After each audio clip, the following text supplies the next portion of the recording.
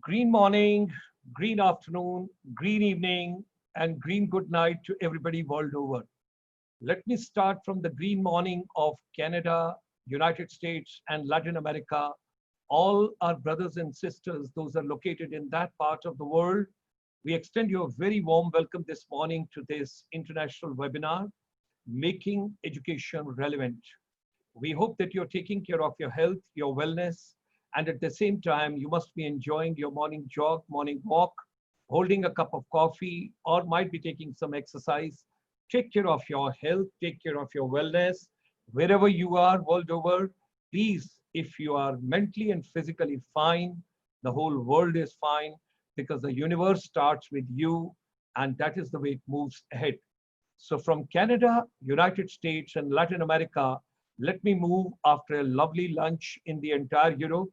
All my European brothers and sisters, having finished with your lunch this afternoon, you log in for our program.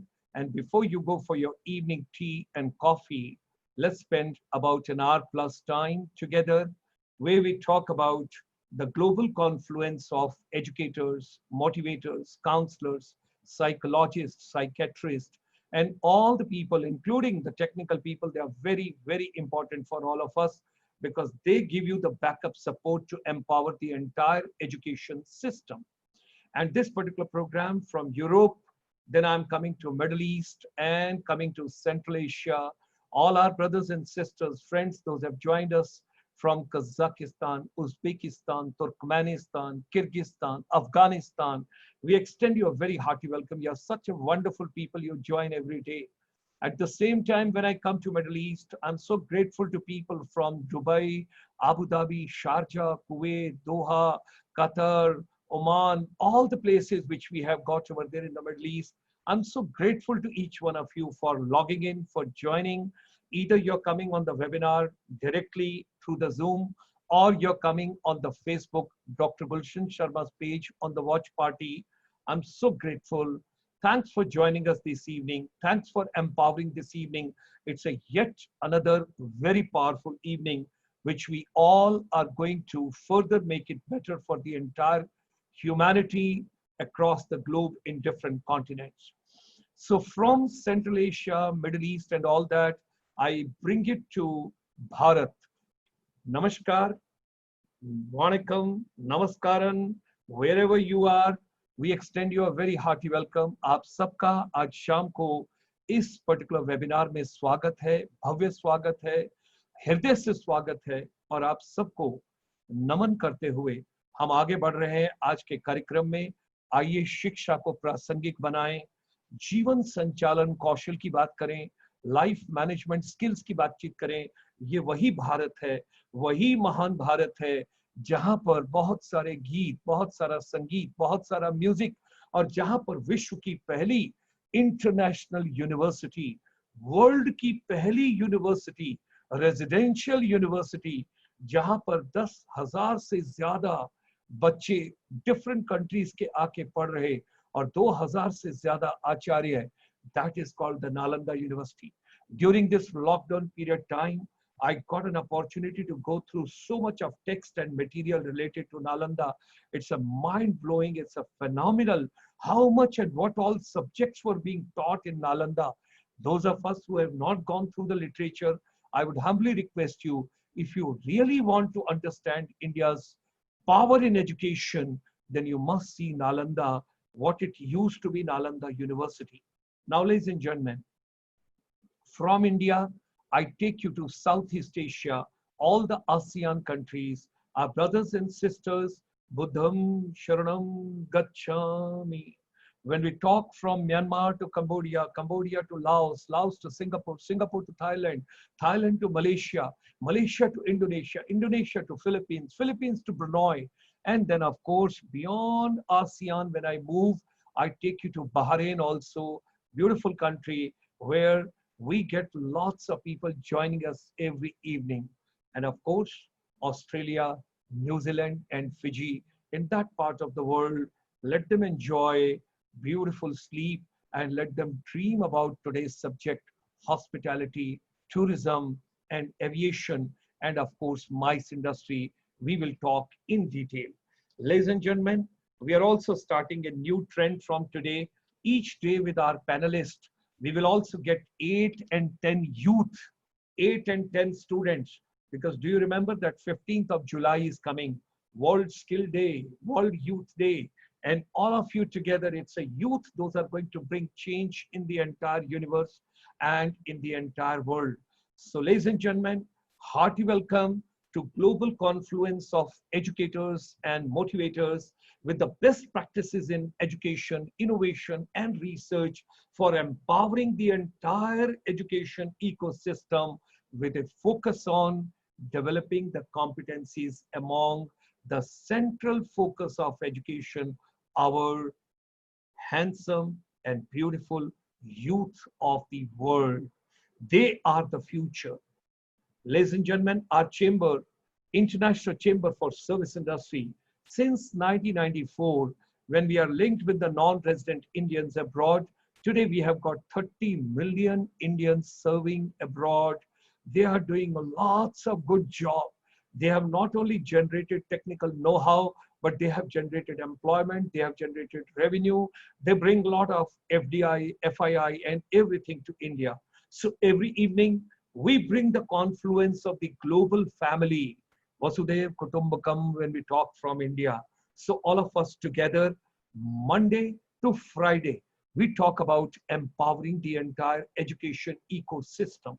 And on every Saturday, we talk about Ayurveda for the global wellness, yoga, meditation, naturopathy, nutrition, good food. And you all have to make a commitment to me because I'm your grandpa also, I'm your pa also, and I'm of that age group. You've got to be true to myself and to me and to yourself. No junk food, please. Eat good food, good health, good nutrition, good values, and remain healthy and robust. Now, this is a difficult time through which we all are passing because it's a lockdown period.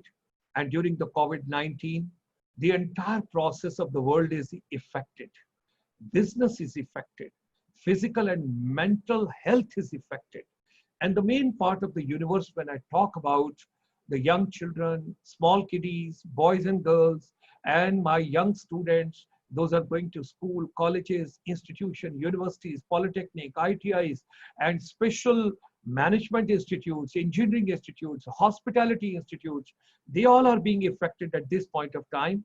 But anyway, we have to come out of this particular difficult period because 1.6 billion children world over at present are away from their institutions.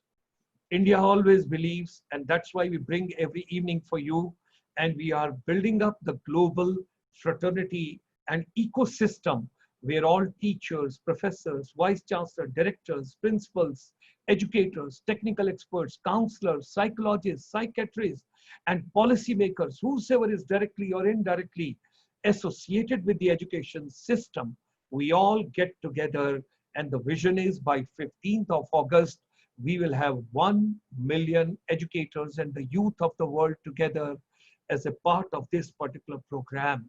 Each day, couple of thousand people are joining.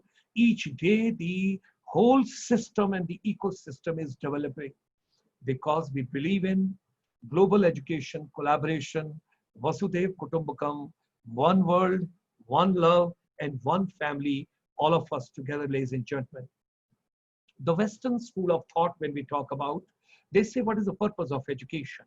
They give first preference to economic, second is social, then the cultural, and then the personal. But when we talk about to India, we always talk about our heritage, our cultural values, our civilization, old civilization, and norms and art, craft, handicraft, and dances, music, cuisine, people, tribes, what all we have got. So culture, social norms, they play a very important role. And then comes the economic part. And fourth is every child has to decide why are they studying one particular subject, whether arts, commerce, science, vocationals, or specialization, whatsoever they do. During the lockdown, COVID-19, all teachers, entire education fraternity is trying their level best through different modes of technology. whether TV channels, community radio, mobile phones, electronic gadgets, whatever is possible. Every educator world over is trying their level best that somehow we should reach our children wherever they are. Our chamber also, in a humble way, we are beaming every day world over. There's a global finishing school being set up by our chamber, and this is to empower the teachers, educators, and of course the youth globally. We use basic therapy called music therapy, communication skills, connecting skills, digital literacy, basics of sales, marketing, customer service, PR, empathy, anti-depression, stress management, anxiety management, how to remain happy all the times, laugh as much as you can, wellness and holistic healing, all leading to life management skills. That part is very important. Now, what is the purpose of education? Is it just to earn few chips or education for life? You got to decide. You want to have education for living or you want to have education for life. That part is very important, which we have to understand. Education has to be relevant to our day-to-day life. Parents, you have got a very important role to play at this point of time. Our small kiddies, our middle-aged teenagers, grown-up, everybody is locked. They are away from their educational hubs. So, parents, you have got a very important role. Try and give them, spend time with them, and make the relevance of the education best possible way. क्या बच्चे घर का tap ठीक कर सकते हैं, electricity का tubelight ठीक कर सकते हैं, घर का फ्यूज चेंज कर सकते हैं, घर के अंदर जो गैजेट्स हैं उनको ठीक कर सकते हैं, किचन गार्डन में आपको मदद कर सकते हैं, क्या आप घर में ऑर्गेनिक फार्मिंग कर सकते हैं, क्या आप रूफ टॉप के ऊपर वेजिटेबल्स को ग्रो कर सकते हैं. Try and give positivity, try and remain happy, music therapy, enjoy best possible way, and at the same time make education relevant. This is the time when parents can devote a time. I consider my teachers as facilitators and motivators and actors. Role of a teacher is that of stage management, vocal management, content management, passion, creativity, presence of mind, empathy, and all my teachers are celebrities because they are doing wonderful job like doctors, nurses, and paramedical people. These people are also doing wonderful job. But finally, the entire purpose of education system is we have to understand what does youth want, what are their expectations, and what are they looking forward to, what is their thought process, how to keep youngsters all the time happy and engaged in a positive, constructive, and a beautiful, creative way. Let's understand youth. Parents and educators, very humble request. What's lost when you rush kids through childhood? Don't pressurize them to learn too much at the early age of life. Let them grow in a natural way because ultimately education has got a purpose. And the entire purpose of education is what does today's youth want? These millennials, those are born with the gadgets, with the technocrats, technology. They have got wonderful ideas. Listen to them. Talk to them, get their ideas, get their creativity. That can bring a lot of development in the entire process. Honorable Prime Minister of India has already opened the channel for the youth. You must have seen what awards and rewards has been kept by the government of India. Every youth, I would encourage you as a fatherly figure, try and aspire for that. Work in that direction. You are the one, those are going to bring change in the world. It's youth, youth, and youth. They are very important for all of us. But at the same time, how to make teaching career more attractive? Do teaching profession deserves a repositioning? This question we all have to answer because teachers need not to go for extra coaching, extra classes anywhere outside. Why do we require extra coaching? Earlier, we never used to appreciate when coaching used to be there outside. We used to consider that the child is weak. Nobody is weak. Every child is born with a special qualities and creativity. It is up to us how we chisel, how we polish, how we develop, and how we take out the creativity out of every child. At the same time, teachers should not be engaged more in the administrative work. They should go exclusively for bringing out the best from the teaching methodologies. At the same time, There has to be a pool of counselors. Outside, when you go in Europe, America, other countries, they call psychiatrists. I say counselors. These counselors are very important people. They play very important role. How to take out the creativity of every child, that should be the concern. There is nobody on this planet who has come without some quality. Each one of us, we are different. God has made all of us different. We all have got only one thing common, that is 24 hours in a day, and whosoever makes best use of that, you go ahead of others. Now, how to make education more collaborative, not competitive?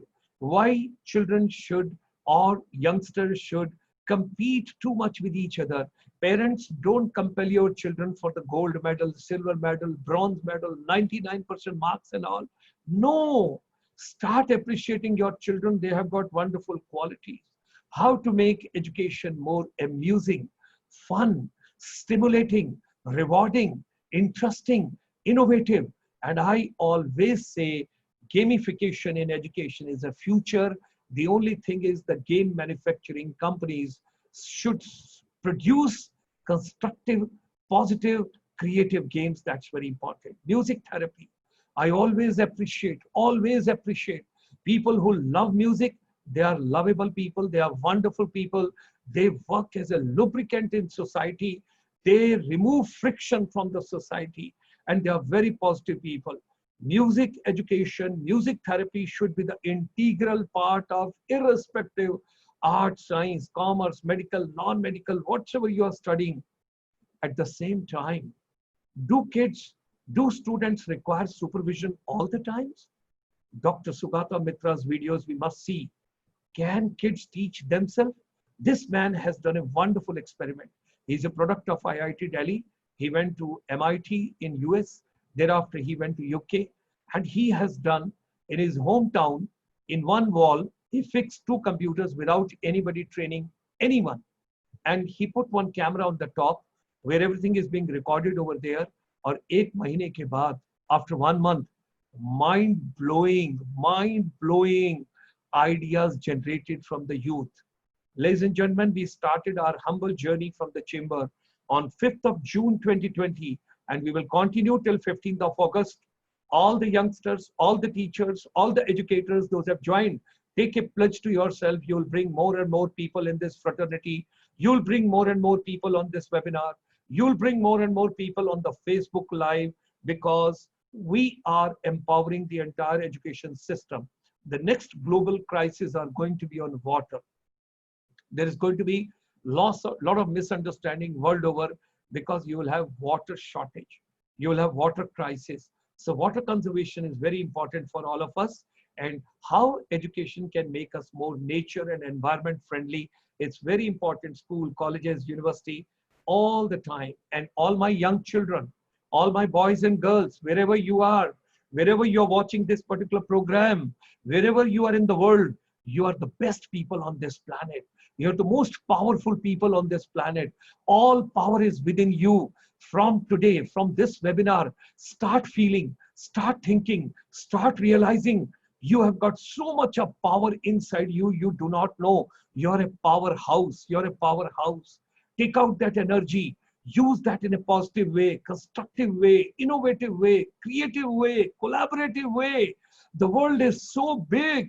There is no competition. It's only collaboration. That's the way we have to all work. Every Saturday morning, Monday to Friday, 7 to 8 p.m. we are bringing education. But Saturday morning, Buddham Sharanam Gacchami.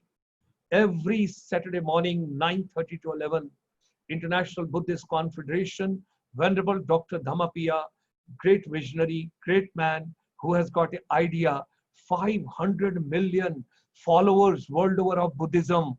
What does Buddha convey? And how there is a relevance of Buddha's teaching in today's education. Each one of you, when you get a time, just see any video for 5 minutes, you will get glued.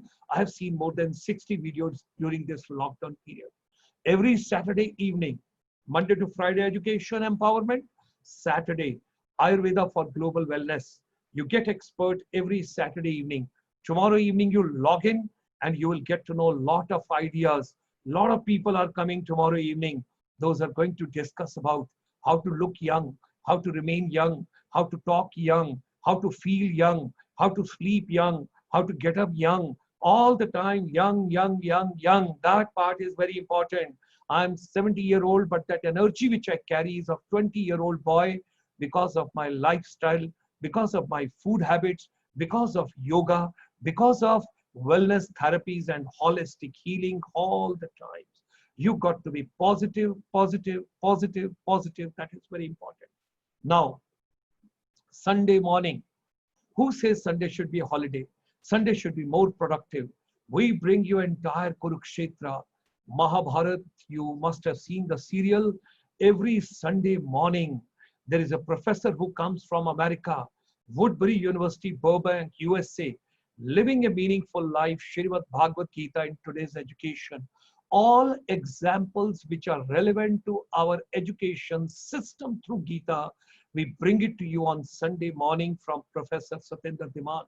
And Sunday evening, we take you to 650 million people in 10 countries of the ASEAN, what we call Southeast Asia.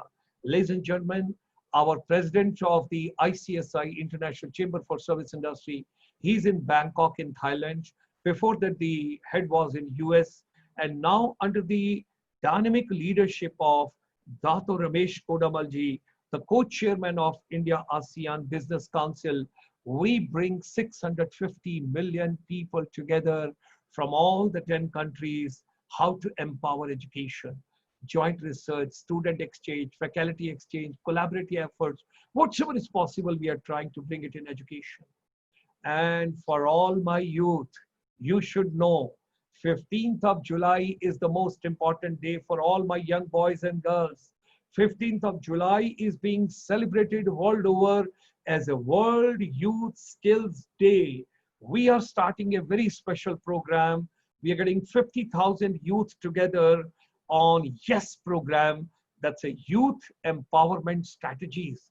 And we have decided now every day, and from 15th onward again, we will bring 8 to 10 students and youth every day with our panelists, and they will get a time for 2 minutes each at the end of the panel to ask something directly. And the most creative questions and most innovative thought process of the month will get some award and rewards also. And mind you, all of you, those are watching this particular program, if you log in, even if you're on the Facebook, you can just send on the chat party. When you log into Dr. Gulshan Sharma's page, put your name over there, put your email over there, put your cell number over there.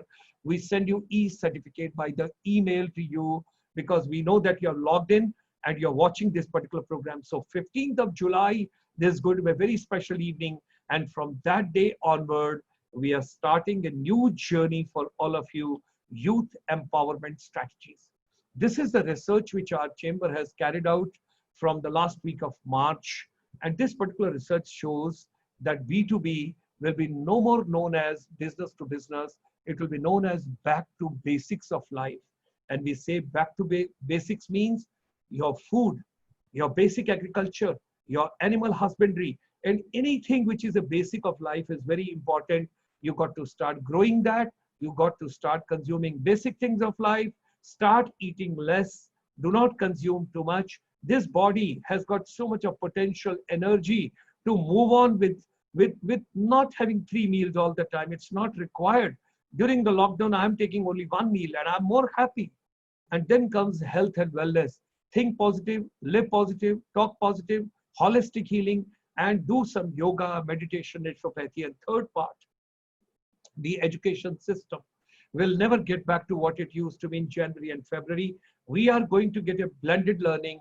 The digital education, e-learning is going to be very important for the future for all of us. The classroom, how it is to be blended, that is a learn and earn, and of course, sustainable development we got to be taking care of. And before I introduce this evening's celebrity of ours, I wish to share this slide with you. This is very important for us, ladies and gentlemen.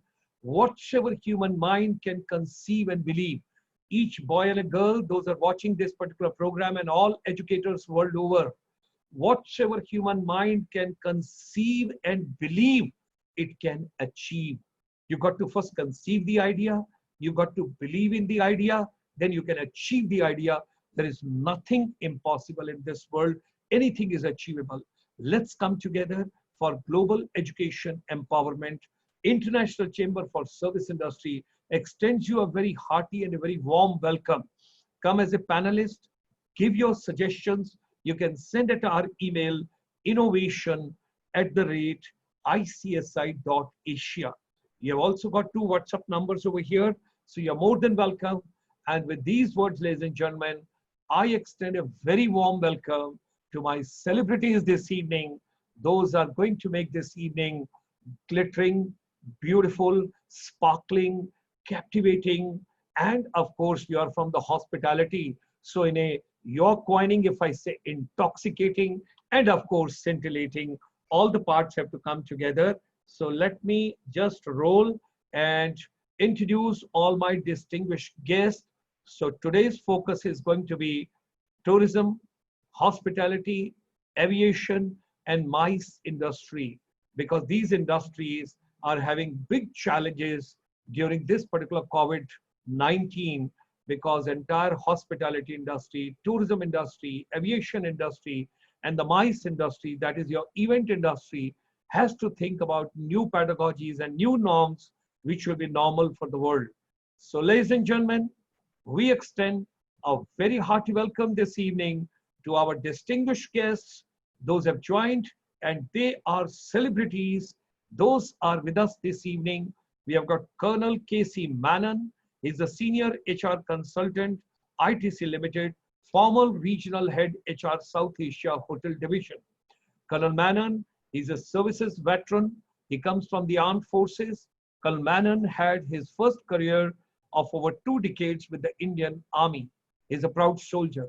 His second career was with the hospitality industry, 15 years with the ITC hotels as an HR professional, and for over a decade involved with all ITC hotel startups, retired as a regional head South.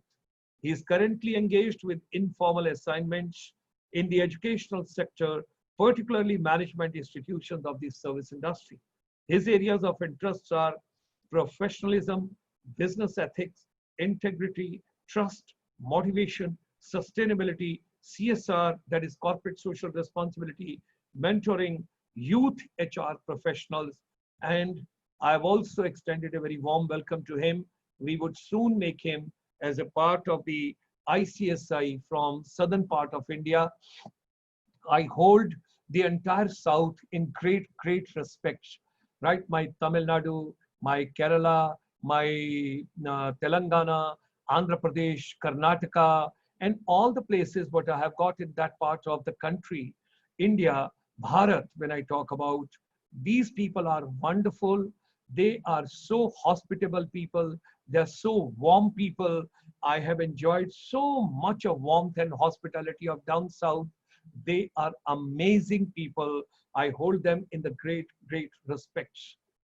Ladies and gentlemen, this evening we have also been joined, and you are seeing over here in the chef dress, but when you will see him live on the screen, you will say, wow, what a handsome young professor as a principal of the Welcome Group Graduate School of Hotel Administration. We extend a very hearty welcome to Professor Chef K. Thiru. He is a principal at the Welcome Group Graduate School of Hotel Administration.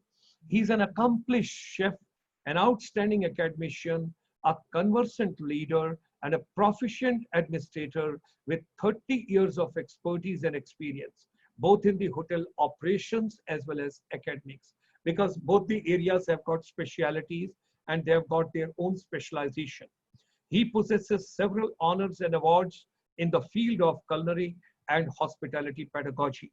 We extend a very hearty welcome to Professor K. Thiru, because he's a wonderful, when I interacted with him, I found him so warm and so good, because first we are in hospitality industry. And also let me remind you, nowadays when you talk about hospitality, the hospitals, those are giving wonderful service to the people.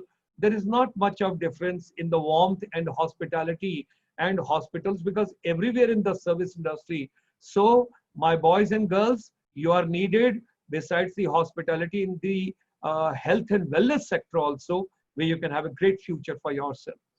I also extend a very hearty welcome to Dr. V. Jay Kumar.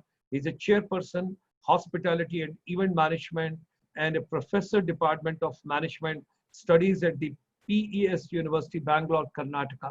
He is a PhD in tourism management, certified wine and spirit trainer.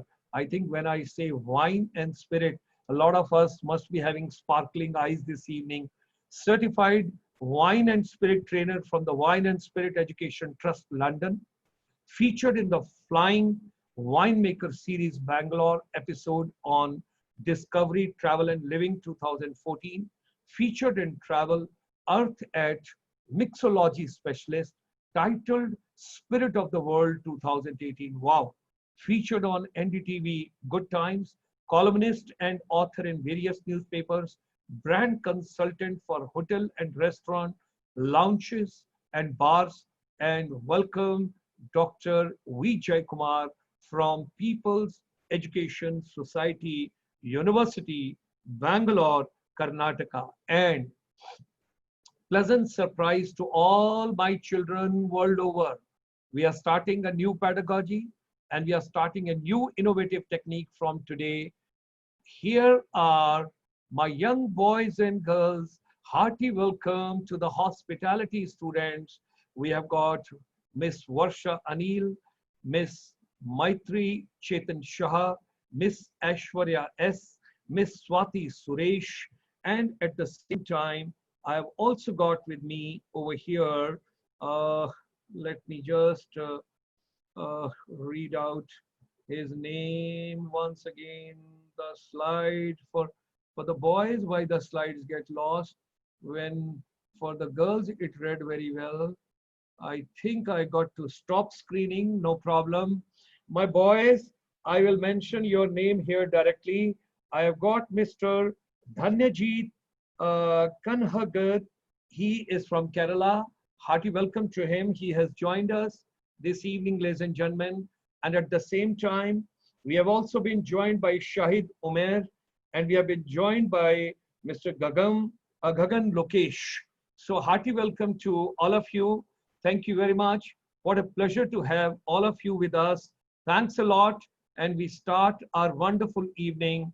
And this evening, I would like to extend first a very warm welcome to Colonel K.C. Menon, Senior HR Consultant, ex-ITC, to start his evening, to share his thought process.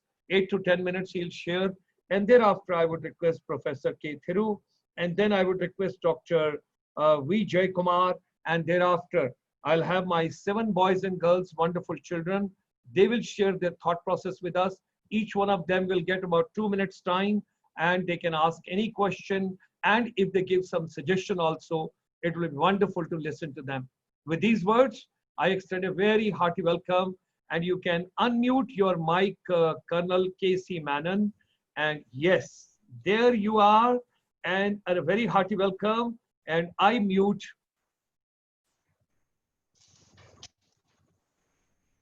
Thank you very much, sir.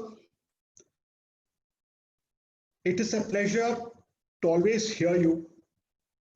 You are warm and magnanimous as always. I feel delighted to be part of this initiative. A big thank you to all the participants. I must tell you ab initio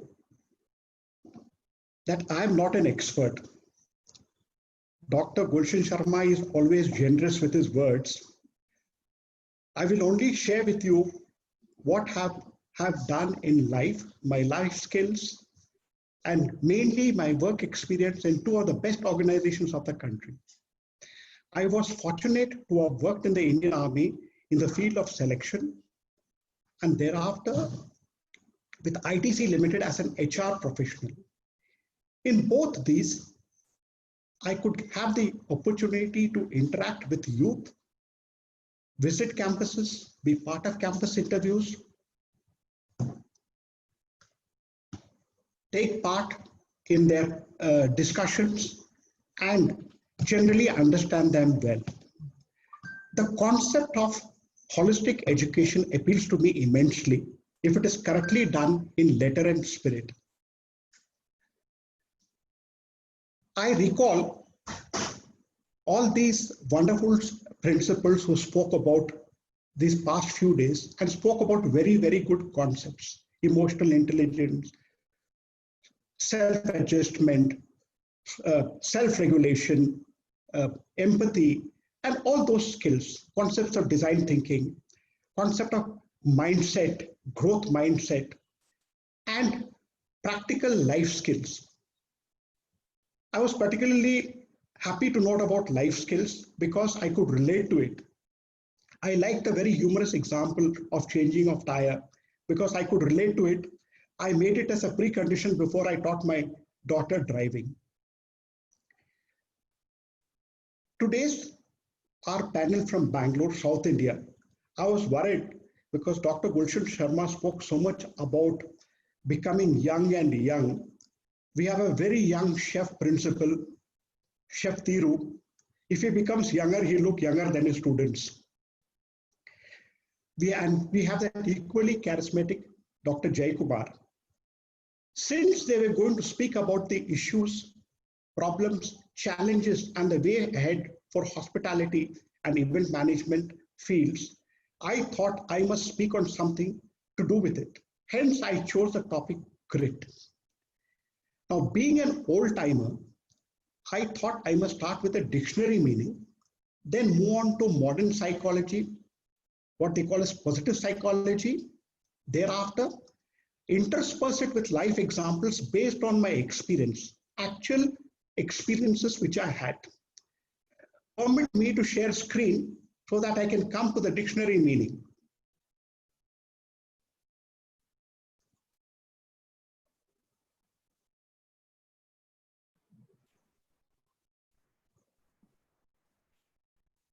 Wonderful. We can see you.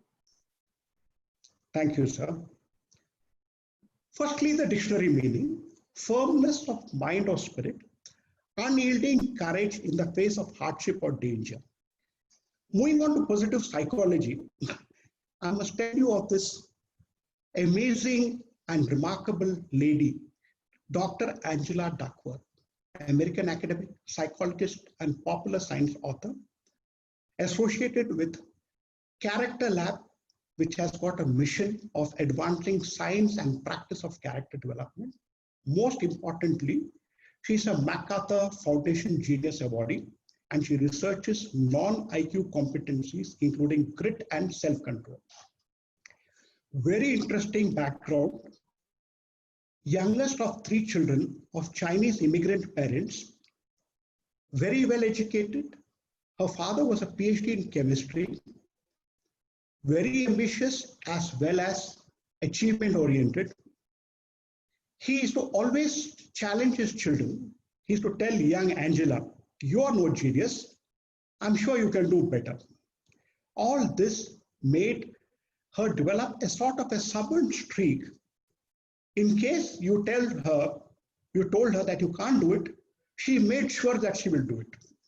After an excellent school career and college, where she graduated in biology, and at the same time being involved in a lot of community work, teaching students, she moved on to a year of management consulting. After having done that for a year, she thought it is not good enough and not challenging. So she moved on to teaching, her first love, teaching the underprivileged. She was assigned to New York public schools and was teaching the grade 7 mathematics. She soon realized that the only difference between her best and worst students was not only IQ. Some of her best performers did not have good IQ. Similarly, some of her most gifted students were not doing well. She thought she needs to go further into this. She soon realized that every one of her students was capable of doing well if they worked hard and long enough. She thought she needed to do something about it. She thought that having good IQ may only make sure that they can understand faster and better, but it did not mean success in school or later on in life. She thought learning and students has to be seen from a motivational perspective as well as psychological perspective. So she thought she should move on and learn psychology. She went on to the university, and in her research, she worked on both adults as well as children in different contexts, difficult situations. She went to the West Point Military Academy to see military training. In all these areas, what she saw was she wanted to know who did best and why. Military training is known to be tough. West Point Military Academy is the training for officers for the US Army. Their first term is called Beast Barracks, and you have many dropouts. Her study was oriented who would drop out and who would complete the training. Next, she studied National Spelling Bee. She and her team tried to predict which student would go the farthest. They studied rookie teachers working in difficult neighborhoods to see who would be there till the end of the year, and amongst those who would bring in the best learning outcomes from their students. She studied sales of private companies to see which salesperson would keep his job and how much money would he earn. She also went and administered grit questionnaires in Chicago public schools to students, thousands of them, and went and checked after a year to see which ones of them graduated. She realized that it was the grittier students, it was who were likely to have completed their graduation. Her research pointed out that for achievement and for the single most ingredient of achievement and success was not good looks, it was not health, it was not IQ, it was not social intelligence, but it was grit. Let us see what she meant by grit. Grit is passion and perseverance towards very long-term achievements. It is having stamina. It is sticking with your future day after day, not just for the week, not just for the month, but for years, and working really hard to make that future a reality. Living life like a marathon, not a sprint. When we speak about military academy, I recall one cadet who was there with us in one of our military trainings in my initial years. We were supposed to do a run, which was supposed to be a race, a 40-kilometer run, carrying 20 kg of weight in our battle gear and weapons. The person who came first was incidentally a cadet called Astana. He weighed merely 45 kgs and carried 20 kgs of weight, beating everyone hollow. What an example of endurance. When we speak about perseverance and passion, I cannot but help think of my college days. We had a young student, Hari, who joined us in the first year. He came from a remote village in Kerala. I think it was district Palakkad. He was new to Pune and did not know much of the local language Hindi. Came from the suburbs, an absolute simple person, generally dressed in a half shirt, carrying a sling bag, and I remember his watch very clearly with the chain. I think it was an HMT watch which he wore. Hari was unique and very different. While we, in every break, were off to our various pursuits, Hari was off to the library. He was poring generally over research books, reference books, and trying to learn maximum. While we studied for our exams, Hari concentrated on his studies and worked for knowledge. Exams came, we did very well. Hari performed with much lesser marks. However, he was always satisfied and never had any complaint, and he continued in his ways. I remember one instance when someone asked Hari in that typical Pune slang, "Kitna bach gaya?" Prompt was Hari's reply, keeping his mind his Hindi, "Maloom nahi." Hari and me, we finished our graduation.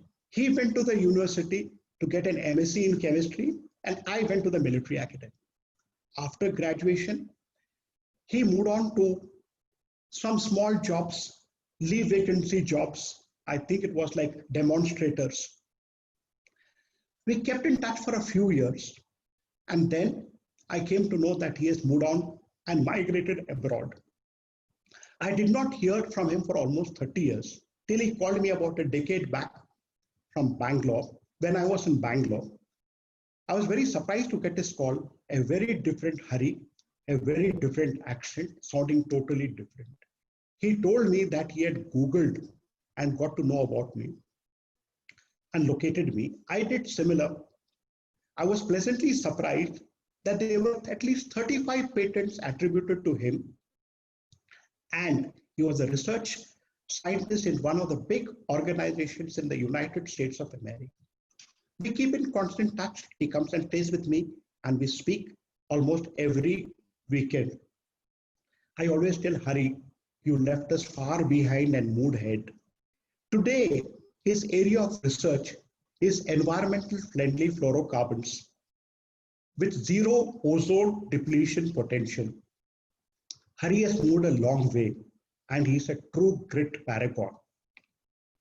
When I think of people like Hari, I always think there must have been someone who created that motivation in him, that intrinsic motivation. See, normally it is either an elder in your home or it is a teacher.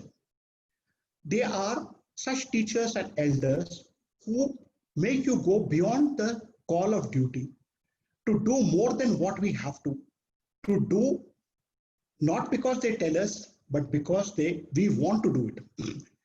Such intrinsic motivators are people who create Haris. I want to go to my next story, a teacher. And I'm sure there are many much such teachers in the audience who are listening to me. She started her career very young, age of, I think, barely 18, with a diploma in education. An excellent teacher. She moved on to study, do her graduation, post-graduation, English, and in education. On completion of 20 years, she quit after becoming eligible for a pension and moved on to become the principal of a school, started a junior college. In the meanwhile, she raised her family, has two good daughters who are doing exceedingly well themselves, did everything, whatever was required. Took on the challenge of nursing a sick institution back to health. In 5 years' time, after retirement, became the director of a society which had schools, mentoring the principals, teachers, and always teaching English. Even today, she is doing so at the age of 70 and taking on the lower economic strata. Teachers are like gods. They create so much and they do so much. They pick on their weaker students, make them do objective in parts, make them have small wins so that they succeed. They give them challenges, praise their work, do not praise the individuals so that they don't become complacent. Coming back to Angela, Angela always said that it is effort and it is not talent. She said that talent, as shown in her research, there is no relationship between talent and achievement. And in fact, many a time there is an inverse relationship, because what happens is people who are having talent, many of them do not follow through on their commitments and they don't put in the effort. She says that talent times effort gives skill, and skill times efforts give achievement. When I think of what he said, I think of this concept of deliberate practice. Deliberate practice is a concept which positive psychologists speak about it. They say to do well and become world class, you need to put in at least 10,000 hours of sustained quality work, not quantity, because such people are people like world class swimmers, artists like ballerinas. They try to improve every hour and try to excel. Take the example of students who are on that spelling bee competition. The students who do well are not the ones who have worked the maximum. They are students who do not concentrate on what they know. They pick on difficult parts and work on it and improve. What Angela says is, as far as today, we don't have any definite idea how to enhance grit. There's nothing scientific. She only speaks about possibly there is one relation. What she says is there is a concept developed by Dr. Dweck on growth mindset. But before we go on to growth mindset, I'm reminded of when we speak about deliberate practice, again a story of the military academy. We had a cadet whose name was Balwant. Balwant was a course senior to me. Just like how Hari was, he was a different type of person. Whenever he had time, we could see him doing first class rope or on the chin-up bar or even in his room doing chin-ups or what I would say push-ups. While the excellent standard of chin-ups was 16, he would start counting after doing 100. I never met Balwant after my graduation from the academy, but I learned that he became a lieutenant general and an army commander.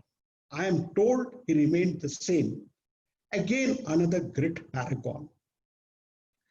Coming back to growth mindset, it's a concept developed by Carol Dweck from the Stanford University.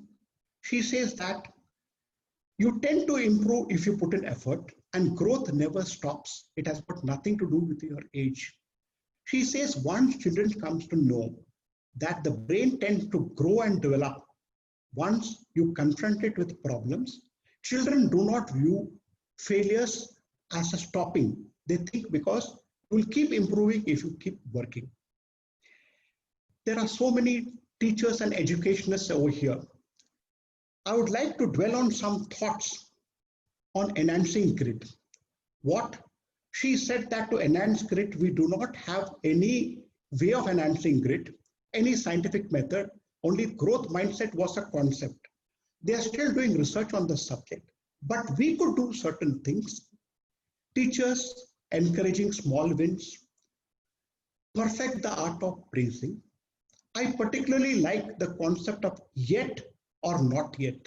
An American institution I read about, they do not grade persons as failure. They say not yet. This creates in their students a spirit that they are a few steps away from yet. What a wonderful concept. While we may not be able to make all our students and our children world class, definitely we can develop and make us develop an interest, a capacity for deliberate practice. Make them pursue goals which they find interesting and meaningful. Parents particularly need to support, but make sure to provide challenges. Look at Angela's father. Had he not kept challenging her, what would she be? Most importantly, you need to own your goals, because if it is a goal of a teacher, of a parent, and not that of the student, it is definitely not grit. I recall an interview of an American celebrity, Jane Golden. Now, Jane Golden did work on murals. She is world famous and well-known figure. And she's again a grit paragon. Her father said that about her, that Jane was like a dog with a bone. If she took on something, she was like a dog with doggedness, and never give it up. Can we as parents and educators make our children similar, make them not give up, let them not think that failure is a setback, think that you need to be tenacious, need to be grittier. In case you fall, there will be falls because failure is also a part of life. When you fall forward because it is only when you fall forward you move ahead. I had taken this opportunity to speak to you all on my thoughts on grit. As I said earlier, I am no expert. We can only think of ways and means how to make our children grittier and how to be grittier ourselves in these difficult days. Thank you very much. Thank you. Thank you very much, Colonel Casey Manon. Wonderful, because grit is very important. And where you mentioned about passion and perseverance, yes. And I have watched a lot of videos of this lady. They are wonderful. And those of us, those are interested to really understand grit, you can watch more videos. And it's very kind of Colonel Manon to share his thought process with us. Ladies and gentlemen, now let me invite Professor Chef K. Thiru, and one of the most prestigious institution where I had gone with the late Yogi Deveshwarji, and also my senior from the Armed Forces, Major Rahman. It's a wonderful setup. If you go to ITC Welcome Group's Institute and you see what a wonderful institution, you know, what they have got, the Manipal Academy of Higher Education and YGSHA, yes, that's wonderful. Welcome Group, Graduate School of Hotel Administration. With these words, I extend a very hearty welcome to Professor Thiru. At present, of course, hospitality industry is passing through a difficult patch. So I can understand, but well, always there are solutions, new avenues, new opportunities, and children, those are world over, watching this particular program. Yes, we got to come up, because whenever you have some kind of a difficulty, you had 2008 world recession, world difficulty, financial crisis, and you had Ola, you had Uber, you had Airbnb, a lot of new things that come up at that point of time. So with these words, I extend a very hearty welcome to Professor Chef K. Thiru. Kindly share your views, Principal Sir. Thank you, Dr. Gulshan Sharma. Good evening, everyone. On the outset, I would like to thank International Chambers for Service Industry for inviting me to be part of this webinar. My heartfelt thanks to Dr. Gulshan Sharma for giving me this opportunity. Special thanks to Colonel Menon for introducing Dr. Gulshan Sharma to me. Thank you, Colonel Menon, for your wonderful presentation. You narrated beautiful story. To begin with, first and foremost, I request all the parents to provide moral support to your wards. As you all know, this pandemic has changed everyone's lives. I understand that all of you must have high expectations and dreams for your ward. But these are challenging times. I'm sure every child has the potential to challenge themselves during this pandemic. They just need motivation. Give them an opportunity to decide what they would like to do in their lives. Dear students, we are going through a situation handling of which remains unknown to anyone. Each one of you has great aspirations. Please don't give up on them.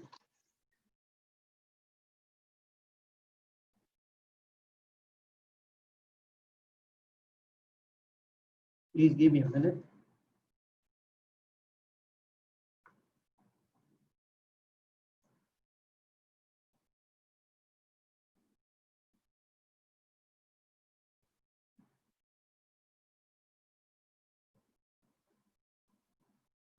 Dear students, you had a formal education over the past 15 or 16 years, and it is a time for you to be your best. First, you must develop the mindset to achieve excellence. It is a journey, not a destination, and you must set goals to achieve excellence. Excellence paves the way for improvement, while perfection paves the way for stagnation, limiting one's creativity and innovation.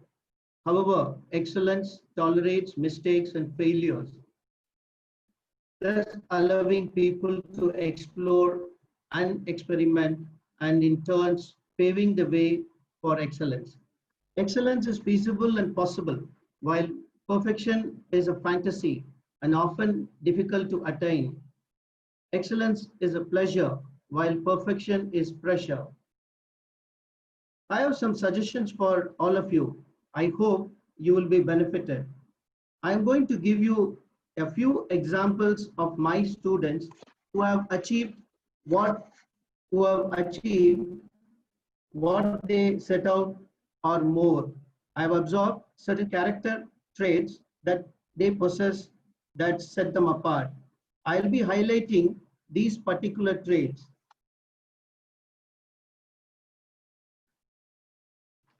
Chef Nikhil Nagpal is an award-winning chef.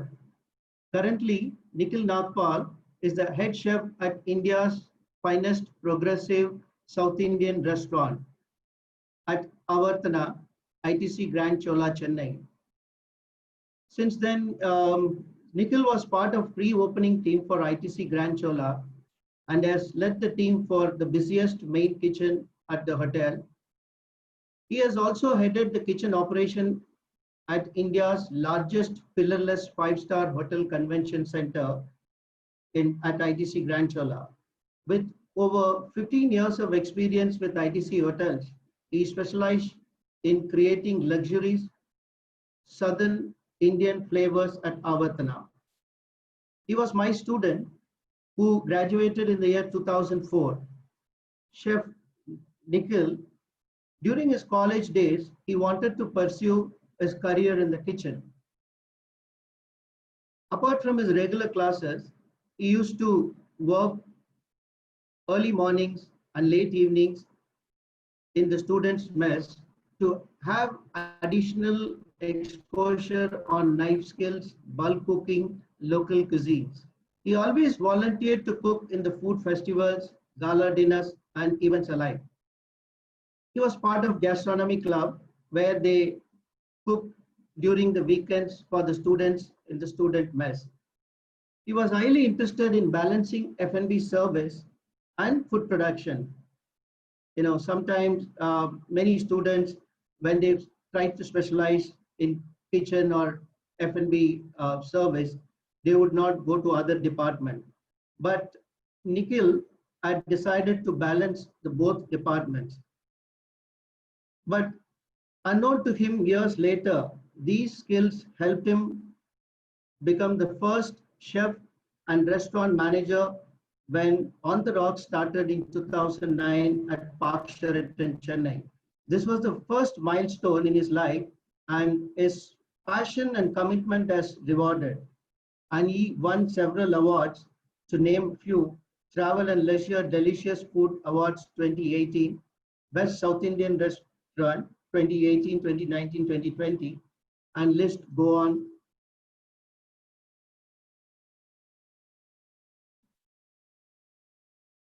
Coming to another interesting young chef, who's Rakesh Singh Anand. Rakesh graduated in the year 2004. From the beginning, his studies, he had decided to specialize in kitchen. His first internship at one of the five-star hotels, Bangalore, was interesting. He was asked to work in a front office, but his passion was to work in the kitchen. He tried to persuade the training manager, but he wasn't given a chance. He decided to be smart about it. According to the hotel policy, people with tonsured heads cannot work in front office. So he decides to go ahead to tonsure his head. Despite his efforts, he wasn't allowed in the kitchen, and they shifted him to night audit support. Finally, he had asked executive chef permission to work in the kitchen after his night shift and days, during his off days. He asked the chef for a chance to work in a specialty restaurant there. But chef was, the only one condition: you need to prove yourself. But it gone for almost close to 3 to 4 weeks. Rakesh received, appreciation from sous chefs and the kitchen staff. Here is a person who believed himself and perceived to get into kitchen, and is now head chef at Rashika Western, Washington, D.C., USA.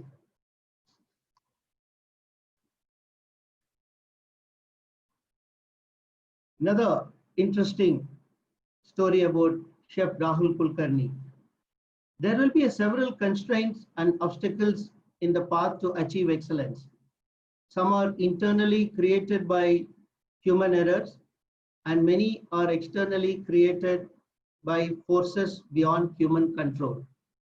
Hence, learn to manage both external and internal forces and factors that prevent from you achieving excellence. Rahul has joined management training in one of the leading hotel chains in India.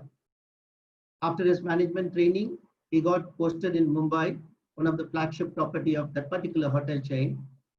But day to day, he had so much issues with his immediate boss. He was interested to specialize in Indian cuisine, but due to internal politics, he was not allowed to work in the kitchen.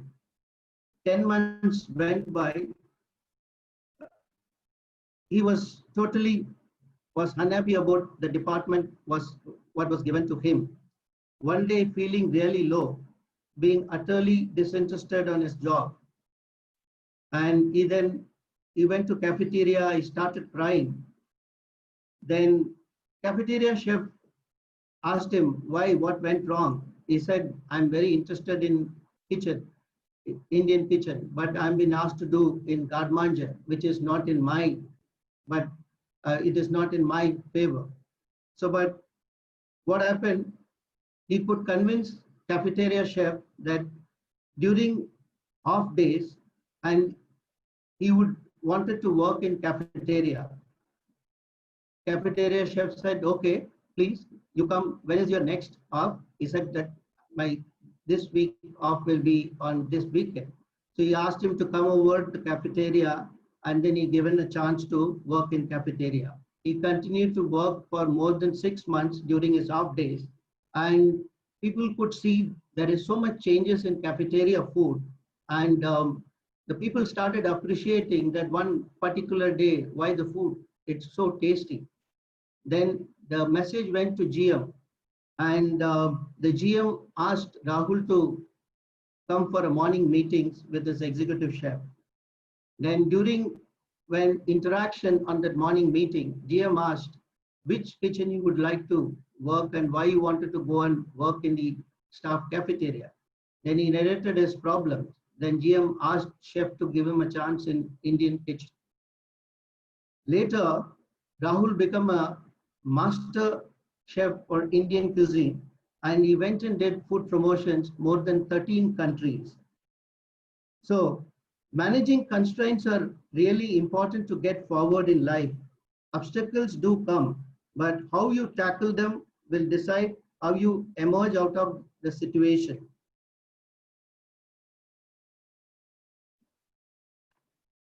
Share your knowledge. It's best practice. Here there's an example.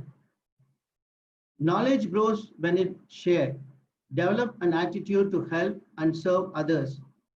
We brought nothing into this world and will take away nothing from this world when we die. What we can do, share our knowledge so people can benefit. Here, I would like to quote example of Thomas. He doesn't need an introduction, and he is one of the top 5 chefs in India. He is doing an amazing job promoting Indian cuisine in global way. He was one of the chefs who was instrumental bring changes in Indian semi-formal concept with focus on traditional dishes with a slight twist in a contemporary presentation. Besides this, he was very active in digital media, sharing his knowledge to the budding hospitality and culinary art students, and also nurturing school-going kids about organic farming, kitchen garden, and healthy eating. His canteen classes were very popular among all the budding hospitality, culinary aspiring students. So sharing your knowledge, writing articles, and mentoring others will sharpen your mind. You will get great pleasure when you people growing in front of you. Next comes youngest general manager of India, Varun Mohan. Varun is always well groomed and presentable even during his college days. His approach to people was very mature manner, contrary to students at his age. And he was the first one from his family to get into hospitality industry, where all of his family members were doctors. His character and discipline helped him to become the youngest general manager of Hyatt Group. This is no small achievement. Normally, it would take minimum 20 years experience to be considered becoming a general manager. But his performance was so excellent that he became a GM with 9 years of experience. He had displayed leadership skills and had always managed to convince his peers in college. With discipline in his foundation, and he could build upon his skill set. With discipline coming first, and other character traits mentioned above will be highly beneficial for you. This applies not only your career, but your life as a whole. Be flexible with your goals. Very interesting story about Ratish Ramaya. I would like to give you a little interesting story about Ratish. He started his career with Taj Group of Hotels in front office assistant. As a front office assistant, he worked about for 2 years. While he was on shift, he got a call from his classmate Ajay, who was working with one of the leading airlines. Ajay said that he was going to land in Chennai evening at 6:30 p.m. and he invited Ratish for a dinner. But Ratish told him that it will be difficult for him to make for dinner. However, he promised that he would meet him after a shift at early morning, 1 a.m. Ratish went to meet Ajay after the shift. They started talking generally about his work. During the conversation, Ajay persuaded Ratish to try job for a cabin crew. There was a walk-in interview at Oberoi Trident, Chennai for Delta Airways. Ratish went back to his room and asked himself, do I need change my goals? Should I take risk and changing my career goals? Finally, he decided to go for walk-in interview. Reaching the venue, he met more than 100 candidates waiting for the interviews. After 3 hours, he got a chance to go for the first round of interviews. And panel members were very happy. He cleared first round. Then he waited almost 5 hours after the first round. Then he was asked to go home and come back at night 11 a.m. for the telephonic interviews with US counterparts. He attended a second round of interview at early morning 12:30 and he cleared second round and asked to stay back for the third round at again 2 a.m. He got through in the final round. All this happened in one day. He worked in various airlines.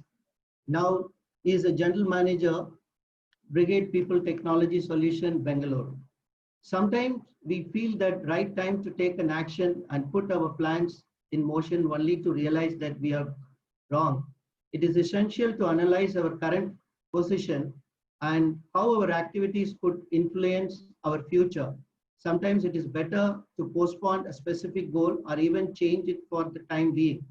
Accepting promotion at a wrong time could get us in a more trouble than good if the time is not right. Challenging time.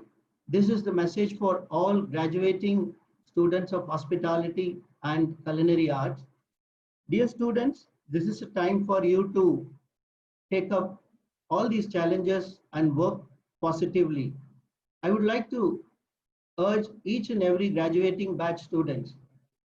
You have so many options to look and then you can progress in your life. First and foremost, please try to rediscover the home kitchen. Food is a universal need, eating something all human beings do. Because of this, the meals have been symbol throughout the ages of sharing, nurturing, and loving one another. Remembering, collecting, recording, and passing down the recipes your loved ones have passed to you is a wonderful way to honor and immortalize your family. These traditions from the past are part who you are as an individual. Not only will these recipes follow you to create meals that are meaningful experience, but they will inspire you to create your own versions of dishes to add your own flavors and style. So my advice would each and every one of you, please try and record your family recipe. Try and engage yourself into the kitchen garden. It is give you a lot of self-satisfaction for you to engage yourself into do some kind of physical work wherein you can also look into the commercial aspects of how you can make in a smaller way growing microgreens or producing local vegetable in your terrace. You can be an entrepreneur itself. As you all know, plant-based food getting popular, and I request each and every one of you to give certain put some research work on plant-based food, and you know that the development is the taking in the rapid manner. So this is a time for you to think over it. Try to do novel product development. The novel product development, which means this is a time for you to think how you can create value-added product to local produce. And in terms of there are, as you know, that sometimes our fresh produce is beyond our requirement or not reaching to the correct market, and which is not fetching farmers enough margin. So you as a young budding hospitality and culinary arts students, you need to try and work out some novel product. Now, simple. You must think how to create more than 100 dishes from one single ingredient. The best, the example of Starbucks. Starbucks on an average, they sell more than 20 million cups of coffee, right? And their vision to inspire and nurture human spirit, one person, one cup, a neighborhood at a time. Look at that. What marvelous effort they made to convert one single ingredient to so much of variations. Next, try to create business models wherein you come out with a concept and take the level to commercialization. It's very important. And I'm sure that each and every one of you have potential to do this. Next is reskilling, upskilling. It's very important. The Indian startup space is evolving exponentially. The growth has been largely contributed by newly arrived technology cycle, which has brought a new requirement and hence rapidly changes the existing skills in the labor market. A specialized and diverse skill set is expected out of employees to be relevant in this rapidly changing digital environment. So it is time for you to do reskilling and upskilling. Try to acquire foreign languages as you all got familiar with, a couple of, during your academic tenure, but it is time for you to go beyond that. And also acquire additional qualification through MOOCs. There are several platforms which offer free MOOC courses. I think you must decide and take it forward. The next is very important. It is mental well-being and physical well-being and social well-being. Now, it is a difficult time for a healthy lifestyle, which we are in the middle of a crisis like this. The ceaseless news coverage and constant social media-driven flood of messages increase sense of anxiety, and stress is a normal response to these types of situations. Your mental health influences how to think, feel, and behave in a daily life. It is also affects your ability to cope up with stress and overcome challenges and build relationship, and discovers life setback and hardship. So please try and practice mindfulness, learning breathing exercise, try meditation, limit news consumption to trusted sources, mindful use of social media, be generous and kind to others, don't stigmatize and practice empathy. And physical well-being is also important. You all know that you are confined to sit and listen for so many lectures, and you are not in the formal classroom. So you must set a routine and eat healthy food, get enough sleep, exercise and yoga, maximize productivity while working from home. Social well-being, it's very important, and I do not need to tell you, but please have in control and try to be kind to others and practice gratitude and stay virtually connected with your family and friends. With this, I take this opportunity to thank Dr. Gulshan Sharma and my colleagues, Colonel Manon and Dr. Jay Kumar, for sharing this forum. And now over to you, sir. Thank you very much. Thank you very much, Professor Chef K. Thirusab. It was right from the heart and such a wonderful, innovative suggestions. I must compliment you. It was mind-blowing, and I noted each and every word of yours. Very thought-processed, very innovative, and very, very creative. All my hospitality children, I wish to share with all of you. I eat tourism, I sleep tourism, I get up tourism, I think tourism, I dream tourism. Whatever I talk about, my entire life I spent with the tourism. And when I think about this, I wish to share with all of you, hospitality, tourism, and aviation and events, these all are interrelated with each other. If one avenue is not doing that well, there are other avenues which are opened up where you can do extremely well. You got to be innovative, you got to be creative. As I mentioned initially, I wish to repeat for you. It's very important for you to understand that health and wellness sector is going to take a lot of hospitality people now, tourism people now. Because see, when you enter a 5-star hospital, you've got a customer service, you've got PR department, you've got guest management relation department, you've got cuisine department, you've got housekeeping department, you've got maintenance department. You name the departments, and all the departments except the medical fraternity, all the backup system in the ecosystem is that of hospitality industry. So nothing stops. We have got a lot of new ventures, and something very amazing what he mentioned when he told challenge, plant-based food when he talked about rediscovering the home kitchen garden when he talked about plant-based food when he talked about. I'm just such a beautiful presentation. I must compliment you, and let's clap for Professor Chef K. Thiru. It was a wonderful, amazing presentation. And it was right from your heart. I'm grateful to you. Thank you. Ladies and gentlemen, now let me extend a very warm welcome to Dr. V. Jay Kumar. He is the chairperson, Hospitality and Event Management at the PS University, and very hearty welcome. We know event industry is also passing through a difficult times, but the MICE industry, most of us, we must be knowing, meetings, incentives, conferences, exhibitions, but there's a virtual tours and virtual lot of things are happening. Let's hear our friend, Professor Dr. V. Jay Kumarji. Good evening, one and all. At the onset, it's been a pleasure to be on this platform and this amazing platform.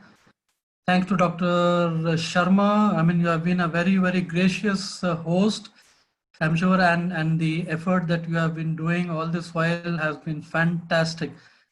Personally, I have not seen anyone taking this initiative to spread this idea across borders and across nations. What a wonderful learning opportunity. I mean, for us, we are students for life.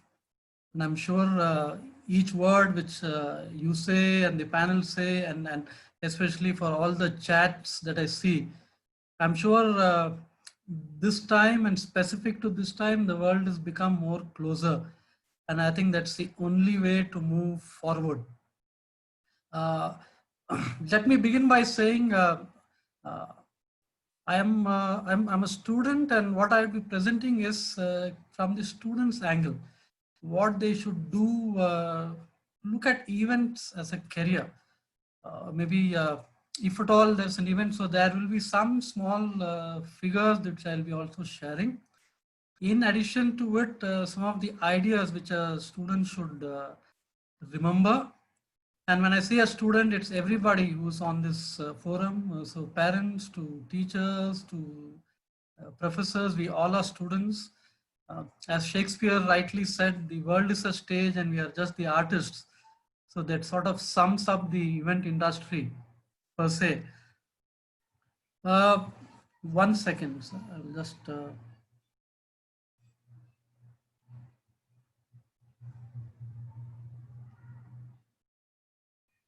Like mice industry, your yes. slide I'll is be very focusing colorful. on the... Your slide is very colorful.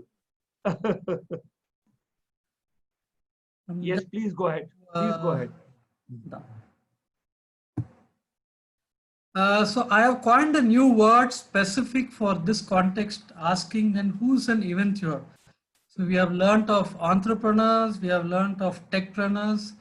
So here is the time for each one of us to become an eventuer, make our life eventful, and maybe also add a little bit of glitz and glamour to the face.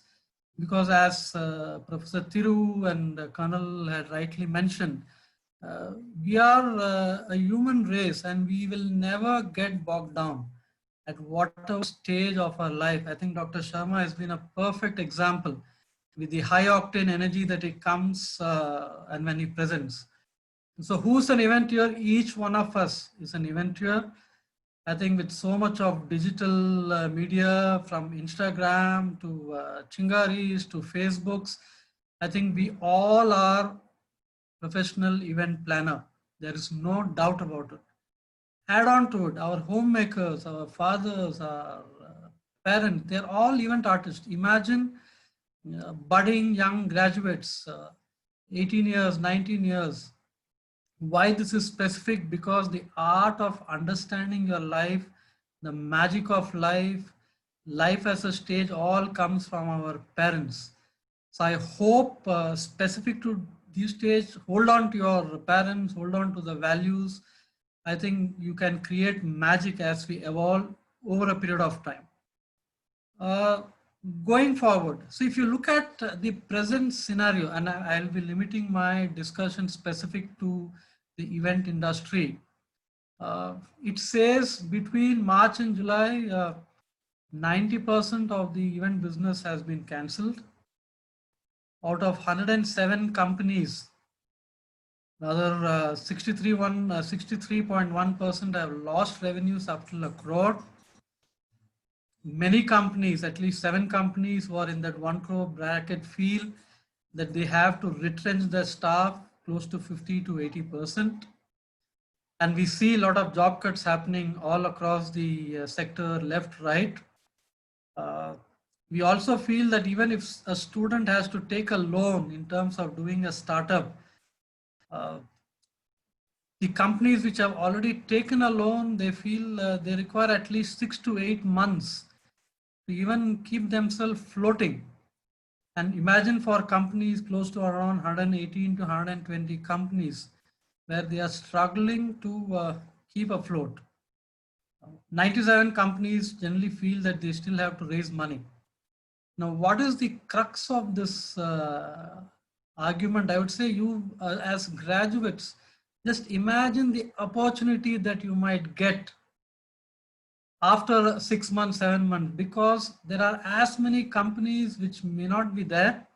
Maybe each one of you can create your own event company and you can contribute and you can compete on an equal keel. What is required for you or for all of us is to ensure that we hold on to our brains and get the business of events up and running. So what, as graduates, what you should do? Again, as I repeat, when I say graduates, uh, each one of us, so people who are in the tourism industry, people who are in the MICE industry, people who are in the hotel industry, many event professionals feel that the venues has to be changed. So on the slide, if you see a graduate takeaway, it's for all of us, and maybe keeping in mind the social distancing norms. What you should do is convert all your non-traditional venues into event venues. For example, 2 weeks back, I had a few students of mine who just created their own truck, went into a nice big apartment, asked people to get their own ingredients. They just gave them a space just to dish out some innovative recipe without being cluttered in a specific restaurant or in a specific space. So non-traditional venues might become the ideal space to start your events. There are high possibilities that your regular events inside the hotel may not happen, which is where as a graduates you can innovate and you can improvise. Look at all the venues. I mean, and if this period is going to continue longer, look at your apartment, look at your playgrounds, look at your courts, look at your gyms, anywhere where you feel there is a space and you want to improvise and innovate, take it further from there. We use a term called bleisure, which primarily means try to look at affordable events, which means 71% of this generation feel that all of them have to go to a destination. And as our Prime Minister's wish, he says, go vocal for local. Look at all the destinations within the city where you are living. Look at all the places of visit which you have never seen, say at least in 10 kilometers of your radius. Try to promote it on your social media. Try to promote it on your Instagram handle. I'm sure you'll be doing a great favor to your community. And also, as a person who wants to understand the luxury of being in India, you would be stunned to see your local places of interest are so many. Maybe that itself becomes your deciding factor to start your event entrepreneurship. So what should a graduate look at is look at affordable events, look at smaller destinations, look at destinations near your vicinity, 5 kilometers, 10 kilometers. And maybe the more you start working with your immediate vicinity and with your immediate community, your business would tend to pick up as the situation improves and as it evolves.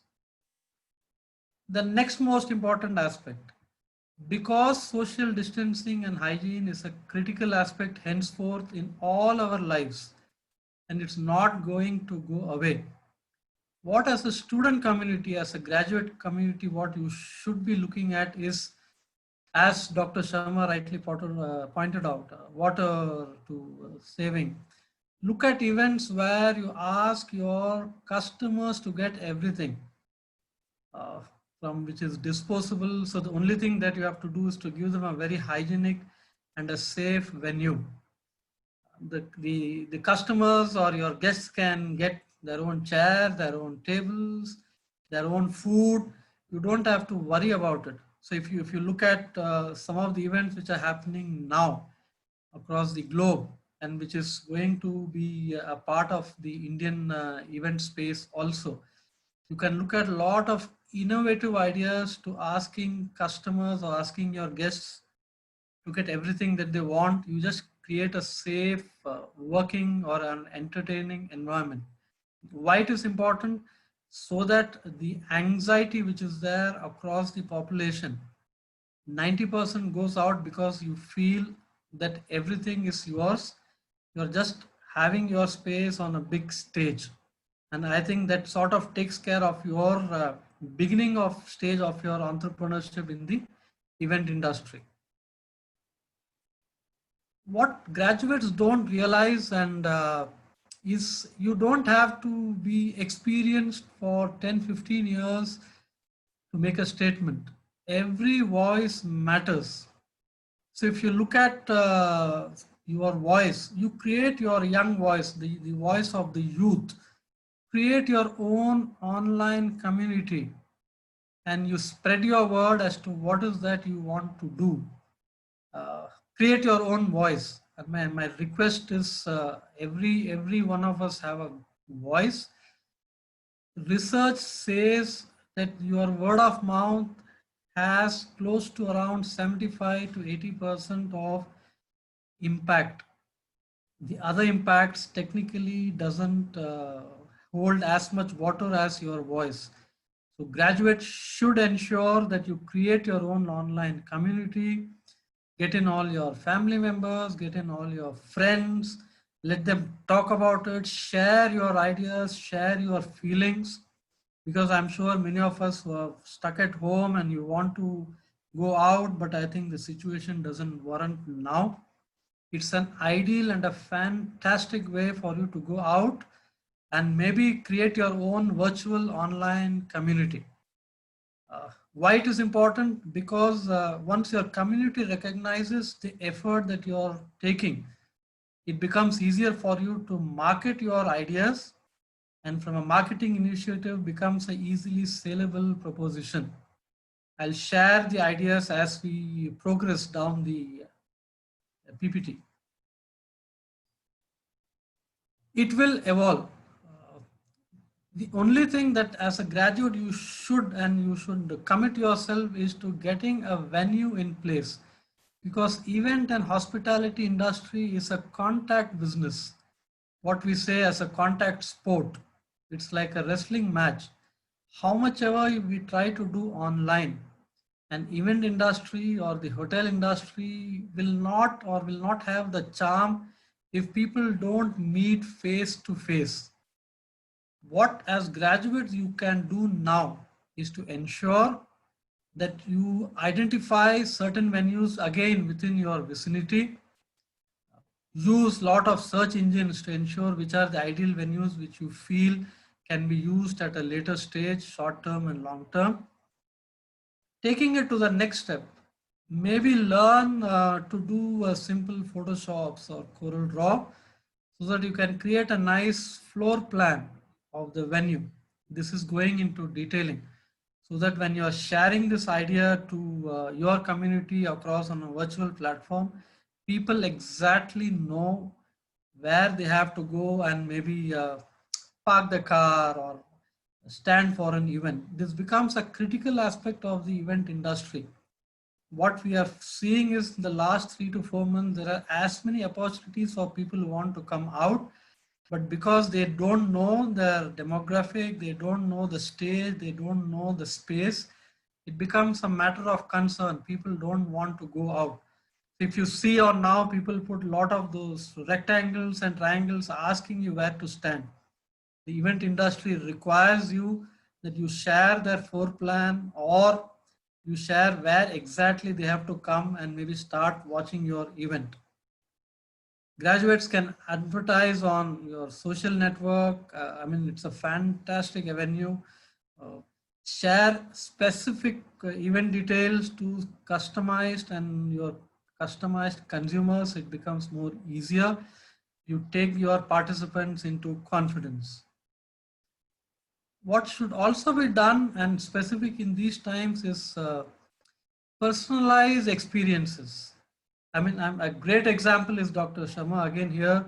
If you see the experiences that he has been curating for the last 1 month, unheard of. So specific to our event industry, personalize each individual's experiences.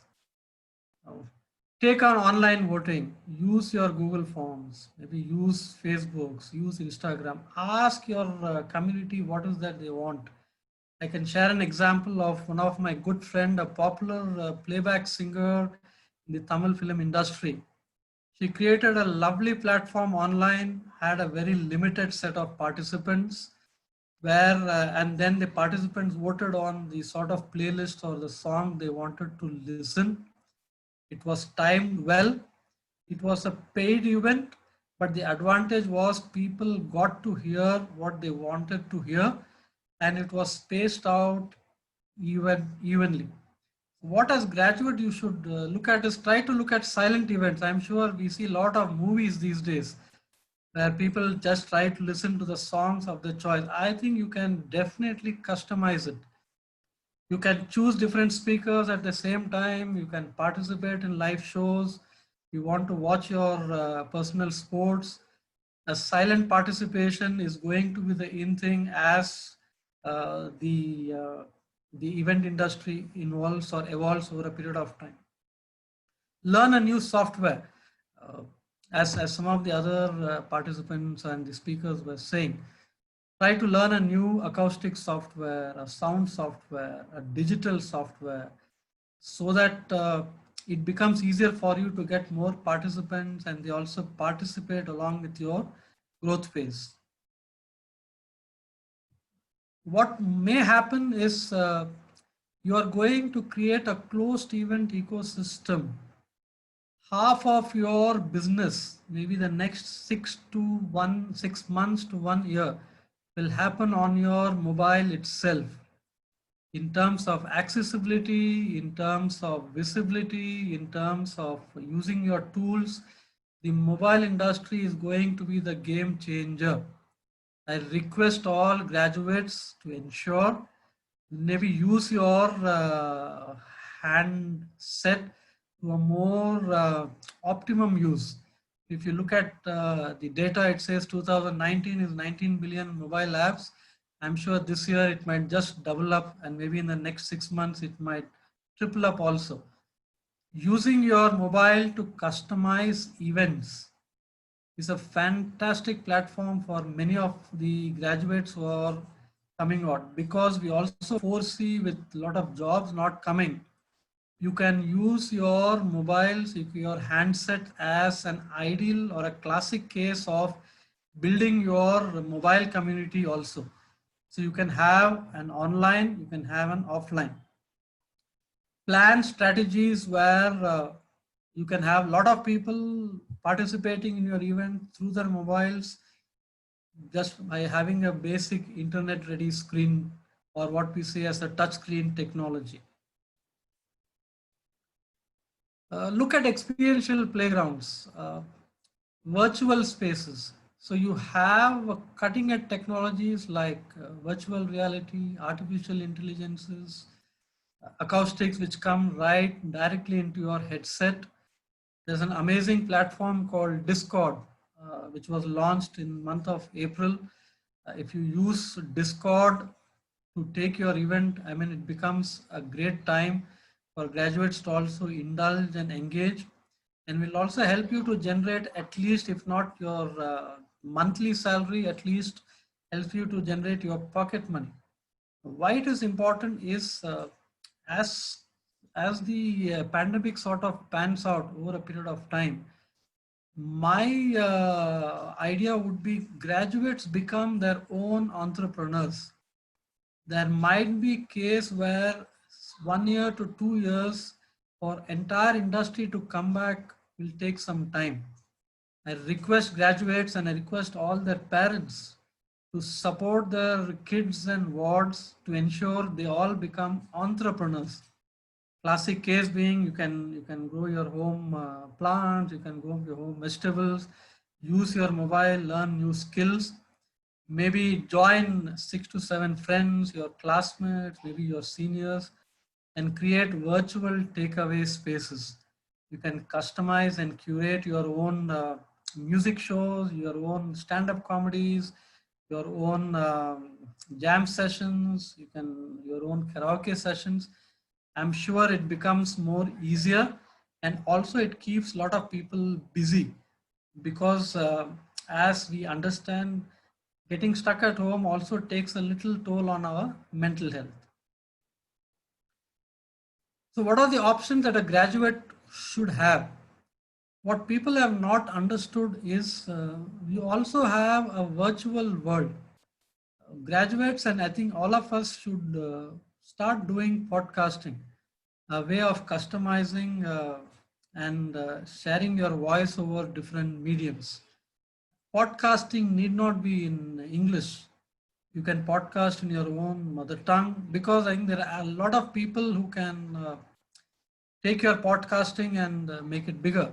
For example, I run a podcasting space called as Tamilpreneur, where we call a lot of local Tamil entrepreneurs and they share their success stories. And you can just download it, you can hear it on Spotify or any of the podcasting platforms. My request is all graduates can look at podcasting as a fantastic platform. It gives you a great avenue to showcase your skills as an entrepreneur, and also for potential recruiters who know or who understand that I have a set of students, youth, who are willing to take up extra additional challenges and maybe will be helpful in my longer run. Look at virtual DJing. I mean, I'm sure it's been there, but I think in the current situation, I know a lot of people work a good amount in with your mobile or with your laptops. Virtual DJing is a great opportunity. The modern day and specific in this COVID times, there are a lot of people who want to go online. Graduates, whether hotel management or tourism or the event industry, can create a lot of online contents for companies who don't have the expertise. I'm sure you look at learn a basic skill, as the panel was saying. Learn basics of web design, learn basics of writing a web content. You get a massive job of India doesn't have it. We don't have a lot of people who can write good online content. Create your own blogs, share your own views, and try to get people who will understand your philosophy. I think it becomes a great idea. Look at becoming online sound and video editors. I remember sometimes few months back, India doesn't have a lot of female sound engineers, female video editors. And here we are talking about empowerment. So I think it's a fantastic platform for some of you to learn. There are a lot of online courses which teaches you and which is very, very simple. So again, I request parents to empower their kids to do a lot of work on the online space, so it becomes much more easier. You can plan your family weddings. I'm sure they are more closed, but I think to kickstart your career, either you become your own family planner, plan your weddings, get-togethers. It's a great way to start your entrepreneurship. Maybe you can assist your family in their business, whatever they are doing, just to keep yourself busy. We see a recent trend of people becoming online designers, people who are in the fashion trade. Start your own rental companies. If you are well networked, maybe you can get the best of experiences and give it to a customer or a guest who feels that is running short of money, but then you want to build it up. You can become your in-house planner. Maybe plan your family activity for the next 6 to 8 months. Create a planner. I mean, prioritize your work. And I would like to end by saying, go vocal for local. Plan your own destination. Because what we see is specific to the event industry. It will take a little more longer time to come back to the actual live entertainment, live shows. But as a youth, and this is the best part of your life, between 18 to 25 years, hold on to your reins, hold on to your families, hold on to your values, and take cues from the previous panel. I am sure with your solid, grounded education, family values, and with your way, with your grit and determination, you will go places in life. Thank you so much. Wonderful, wonderful, Dr. V. Jay Kumar. Wonderful, innovative ideas for the entire MICE industry. I'm so grateful to you, because event industry, right from the conceptualization to event planning, event marketing, event management, and event evaluation is next to my heart when I talk about, because event is something a very innovative and a very creative industry. And particularly the podcasting and the virtual DJs to create online contents, blogging, and you gave new venture of female video editors, learn online courses and all. Wonderful, wonderful, great, great, great. Because always one got to be innovative. And of course, the final icing on the cake, which you have done, the family planners. That's again something, a wonderful idea. I must compliment you. So ladies and gentlemen, all boys and girls, nothing is over. The only thing is we switch over from one idea to another idea. And necessity is the mother of invention. You can always come out with the creative, wonderful, new, innovative ideas. And change is only constant in life. We got to understand that. So after such a wonderful hearing from the panel, we are starting a new thing today, and that is something fantastic. You will have some of my youngsters, boys and girls, those who have joined us. 1 minute each you get. You can ask some question. You can pose some question. If you want to give any suggestion, you are more than welcome on that as well. If Miss Varsha Anil has joined, we start with you, Varsha. You can unmute your mic and we can take you first. Go ahead. Good evening, sir. Yeah. Sir, I'd like to ask a question. If your internet is working well, then you can show your face also to the whole world. Sir, I'm sorry. There's a small problem with my camera. So. Okay, go ahead. Go ahead, Varsha. So my question is that, inspirations are very different from individual to individual. It's changing all the time. But however, having the right one puts you always on track is what I believe. And it also acts as a driving force to reach our motives. So the question that I have is, as an experienced person in the industry, how would you inspire the young generation to achieve their goals? And Okay. what are your thoughts whom are you on the posing this aspects? question? Whom are you posing this question? I'd like to ask this question to Chef Thiru. Chef Thiru. Okay, Chef Thiru, you can unmute your mic. Yes, sir. You're on the radar now. Yes, go ahead. Good evening, Varsha. You're talking about inspirations. If you see my entire presentation, which with my teaching experience, I have, each trades I have, linked up with your seniors. And I think, it is the best way to get inspired and to continue to get motivated any individuals. First, you have to focus on yourself and not bother about what is happening, what your friends are saying, what your, your your relatives are going to say.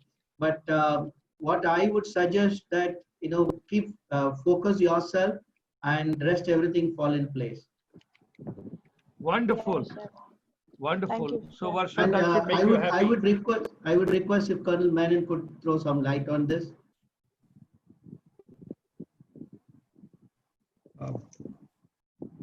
Chef Thiru has told it all. What is important is to stay focused and don't lose sight of your goals. Own your goals and keep at it. Never give up. Be tenacious. Be grittier. Okay. Thank you. Thank you, Colonel Menon. Okay. Now, thank you, Professor Thiru. Now, let me invite Maiti Chetan Shah. If you're there, Maiti, are you there?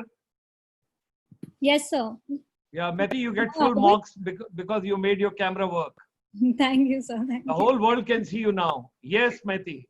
Good evening, good morning, and good afternoon to whoever's listening. First of all, I would like to thank Dr. Gulshan Sharma for, and his entire team for making this webinar happen. It's been wonderful listening to all the panel members.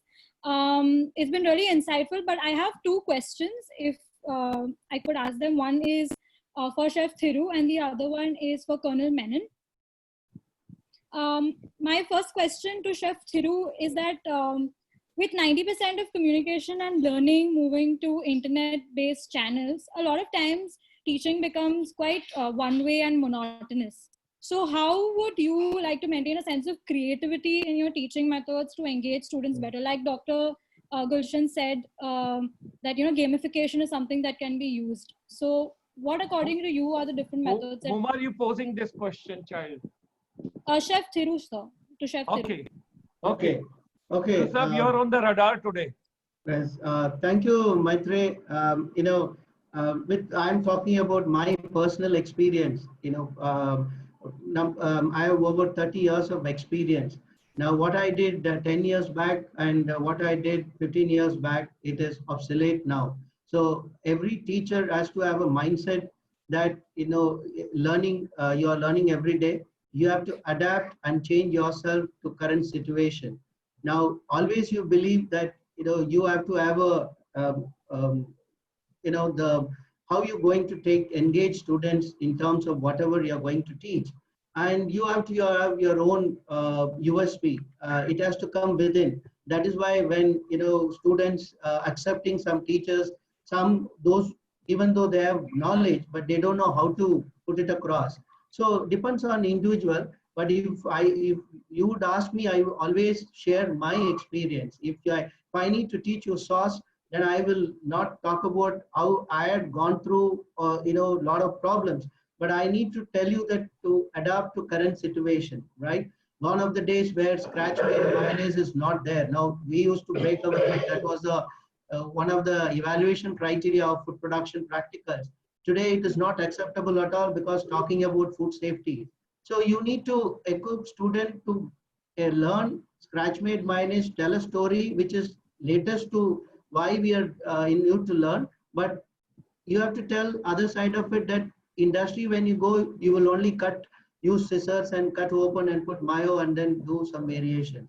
So you need to change and adapt each and every module. It's a big learning for you. So today I walk into kitchen, moment of truth. Earlier it is 30 seconds. Earlier used to be 30 seconds. Now only 3 seconds. Students will know whether I know the topic or I don't know anything. So it depends on me how I attract students and create interest in class. Thank you. Thank you, Professor Thiru. Just to be on the lighter side, taking a liberty to be friendly with you, Professor Thiru, when you mentioned 30 years experience, so you must have joined this industry at the age of 2022, but you hardly look that you look so young. I feel at the age of 70, I am young, but then when I look at you, you are so young. I'm saying, I must compliment you. I must compliment you. You are a great inspiration to all of us, sir.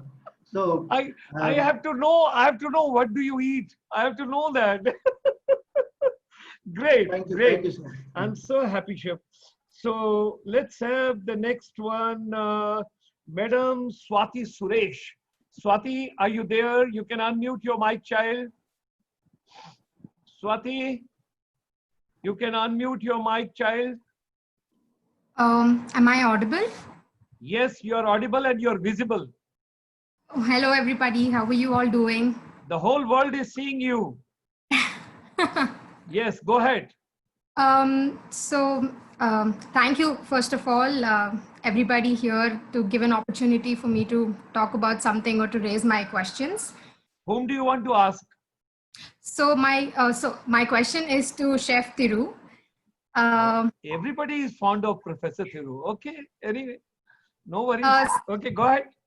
Okay, since the pandemic has happened, everybody is stressing about eating the right food and sticking to healthy food, homegrown food, and stuff like that. So what do you think, what is your opinion on this? Do you think it is better for us to stick to Western medicine and trust Western medicine? Or if we have to adopt new ways into trusting Ayurvedic food and drinking kada and turmeric chai? Okay. Swati, thank you for asking. It's a great thing, going around in students' mind. Many of us would advise, don't do this, don't do this. But, it is not for, to tell you that you all don't know anything. You all know much better than what we know when in your age. Okay. The only simple thing, we want you all to preserve our culture, right? And we had a history of eating seasonal food, and why we are eating and all that is forgotten. So I humble request you to bring back our roots and continue to try to educate your juniors and next generations, so that India will be free from all diseases. So we had every kind of food which is only to cure certain diseases, and we were trying to we will be incorporating certain ingredients knowingly or unknowingly, which can cure so many diseases. Thank you. Absolutely. Thank you. Thank you, Professor Thiru. Let me Thank you. just switch over to see. We gave so much of respect to the ladies, and we first invited all the girl children, girl child of mine. Now let me just go over to Thank you, sir. gentlemen. Mr. Dhananjit. Mr. Dhananjit, are you there?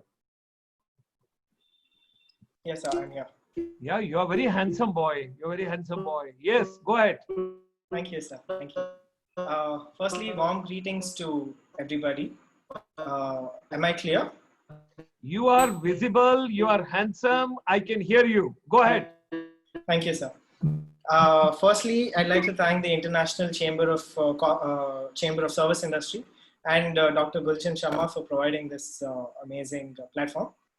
And then I would also like to thank Dr. V. Jaikumar, Colonel K.C. Menon, and Chef Thiru for providing all the amazing inputs and insights. Your question, please. Yeah, I have two questions. So to start, okay.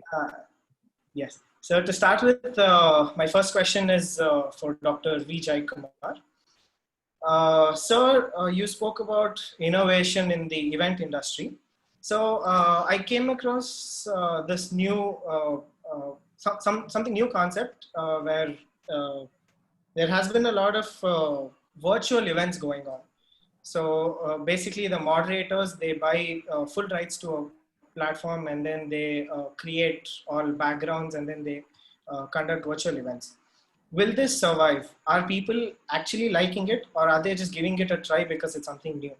Is there a future for it? If not, what other ways can we innovate events? Okay. Thanks, Tanjit. I mean, I'll answer it in two parts. Virtual events are here to stay because it sort of transcends boundaries. So if you're not able to hear it at this time, anywhere part of the world. But again, in my course of my presentation, what I said was hospitality events are a contact sport. So exactly. Maybe post this pandemic, the event industry is going to come back and maybe bounce back maybe 10 times bigger. What as students you should be doing is learn your ideas from the virtual event and maybe try to translate it on the ground once the situation improves, which is why learning an online trade becomes that much important. For example, and again, I reiterate, look at local spaces. We don't know when was the last time we had a Gilli Danda competition. True. Yes. I'm sure it will be a huge hit. People don't even know. I mean, maybe you can do it in a community, if not for money, ask people to share their food and maintain social sort of distancing. Go local, I mean, go to the ground. I mean, I'm sure youth can create magic in it. What we are trying to tell you is go back to the roots. India has a huge tradition, forgotten. Maybe if you're able to just catch hold of 1% of half of your issues will be sorted out. Thank you, sir. Thank you. Thank you. Thank you. So can I ask my second question? Yes, go ahead. Go ahead. Yeah, thank you. My second question is for Colonel K.C. Menon. Since you have been into HR a lot, this question I'm asking on behalf of most of the students across the globe. So there are two types of students which I've mainly observed when it comes to employment. So there's an overachiever who scores a lot in all tests and exams, who takes part in all workshops, has a lot of certifications and so on. But then there are chances that he will not get employed at a lot of places. And then there's another situation where there's a student who's average in his studies, who does not have much certifications and who does not have much experience throughout his academic career. But then when he attends an interview, there are chances he'll get it in his first try. So what is your take on this? And what is the best way to prepare for a career rather than to have an amazing academic career? I like this question because I've been in the field of selection for a good number of years, interviewing young boys and girls for jobs in the services, and then again in the hospitality industry. See, every individual is different. You heard me speak about Hari. Yes. Hari's marks were at least 10% lesser than ours. You understand? And if Yes. Hari spoke, he was not very effective. He barely knew the language. But then he was made of gold. See, every person who comes to an HR person for interview is an individual. You're supposed to speak to him and try to decipher. Marks alone is not everything.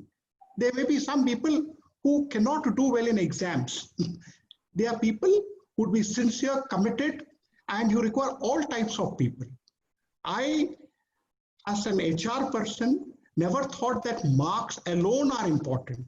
I would like to see the person, see what are their interests, look into their potential, and I always used to ask about their future plans and all that. There's a young lady chef in ITC Grand Central whom I had recruited.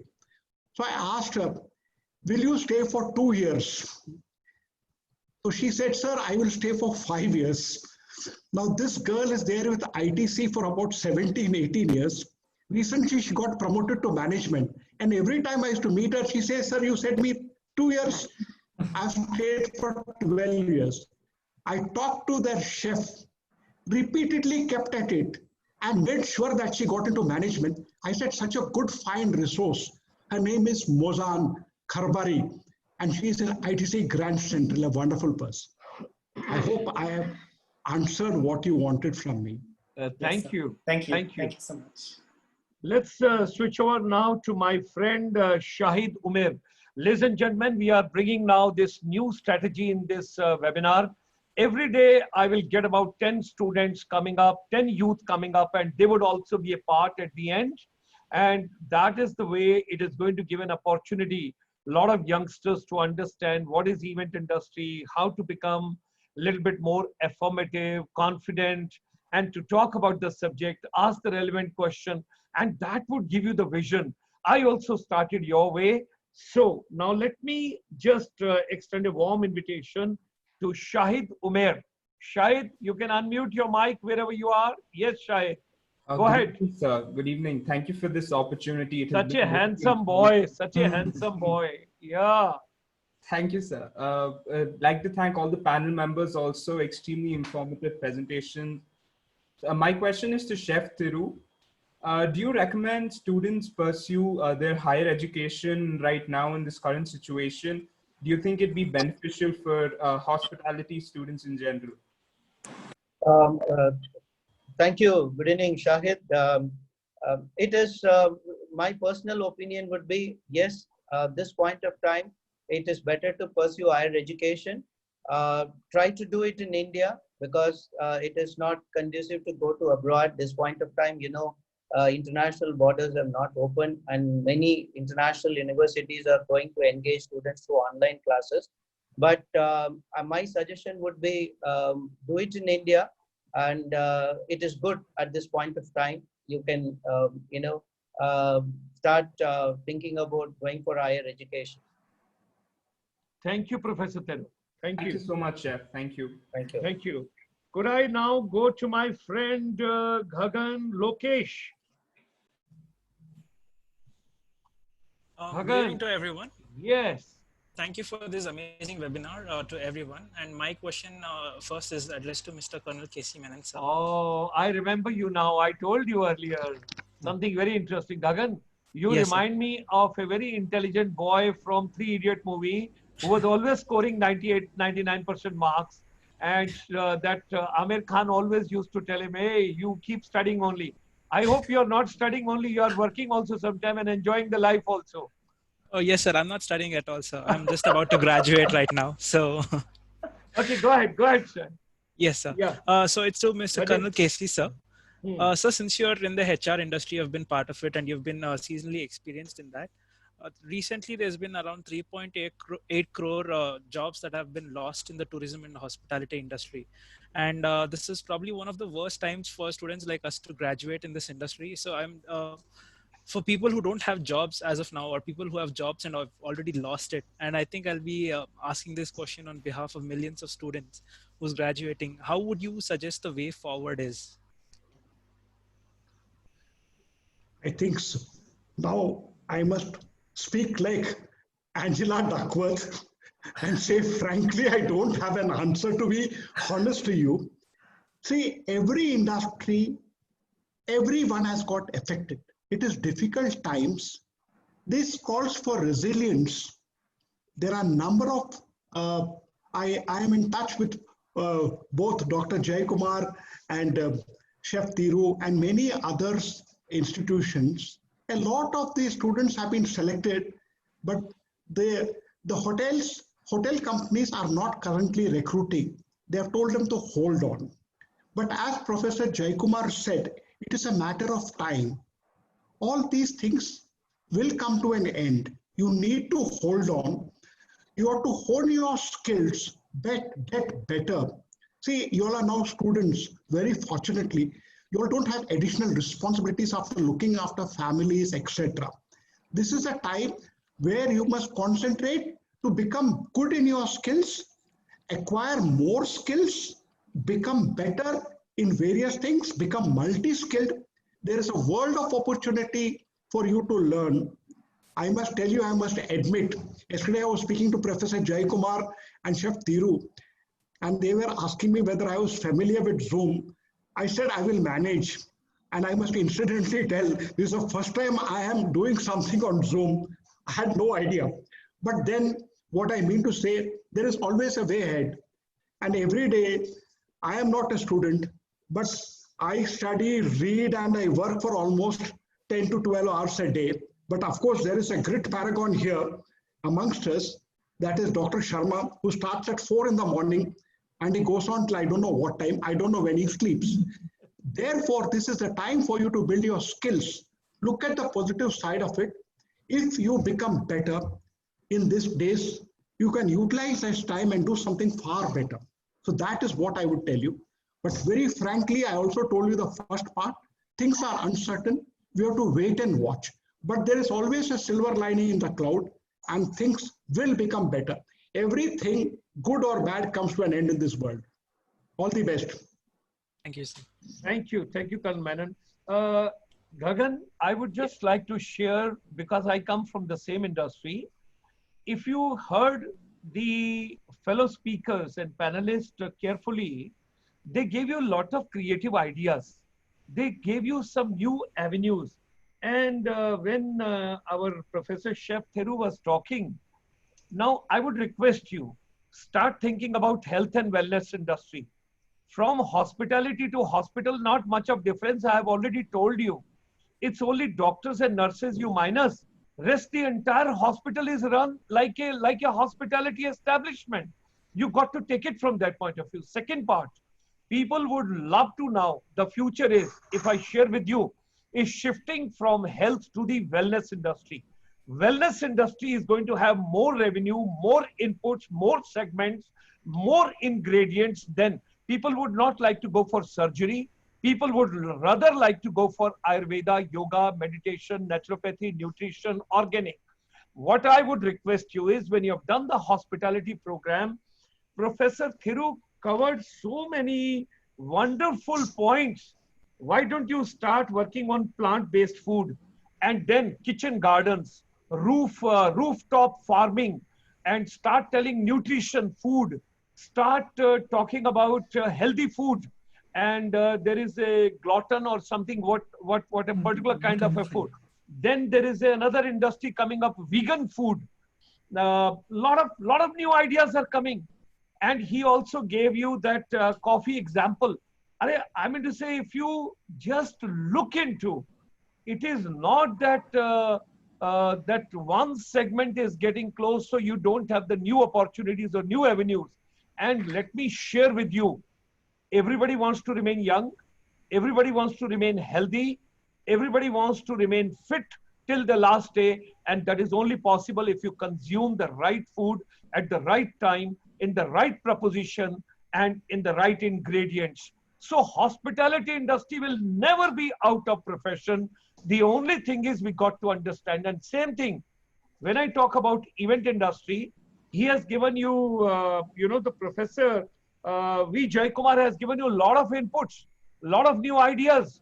And today I have noted down when he has talked about, he's doing podcasting, the virtual DJs, and couple of other programs, small groups, very selective groups, high spending groups. So you got to be innovative and creative. एक दरवाजा बंद होता है तो 10 दरवाजे खुलते हैं, और एक जगह से अगर अपॉर्चुनिटी क्लोज होती है तो 100 जगह से नई अपॉर्चुनिटी खुलती है. Necessity is the mother of invention. You've got to be creative all the times. It has never happened that the webinar has gone up to 9:15 from 7 o'clock. Today the world is with you. People are still with you. They are watching you. That means they are really enjoying your webinar.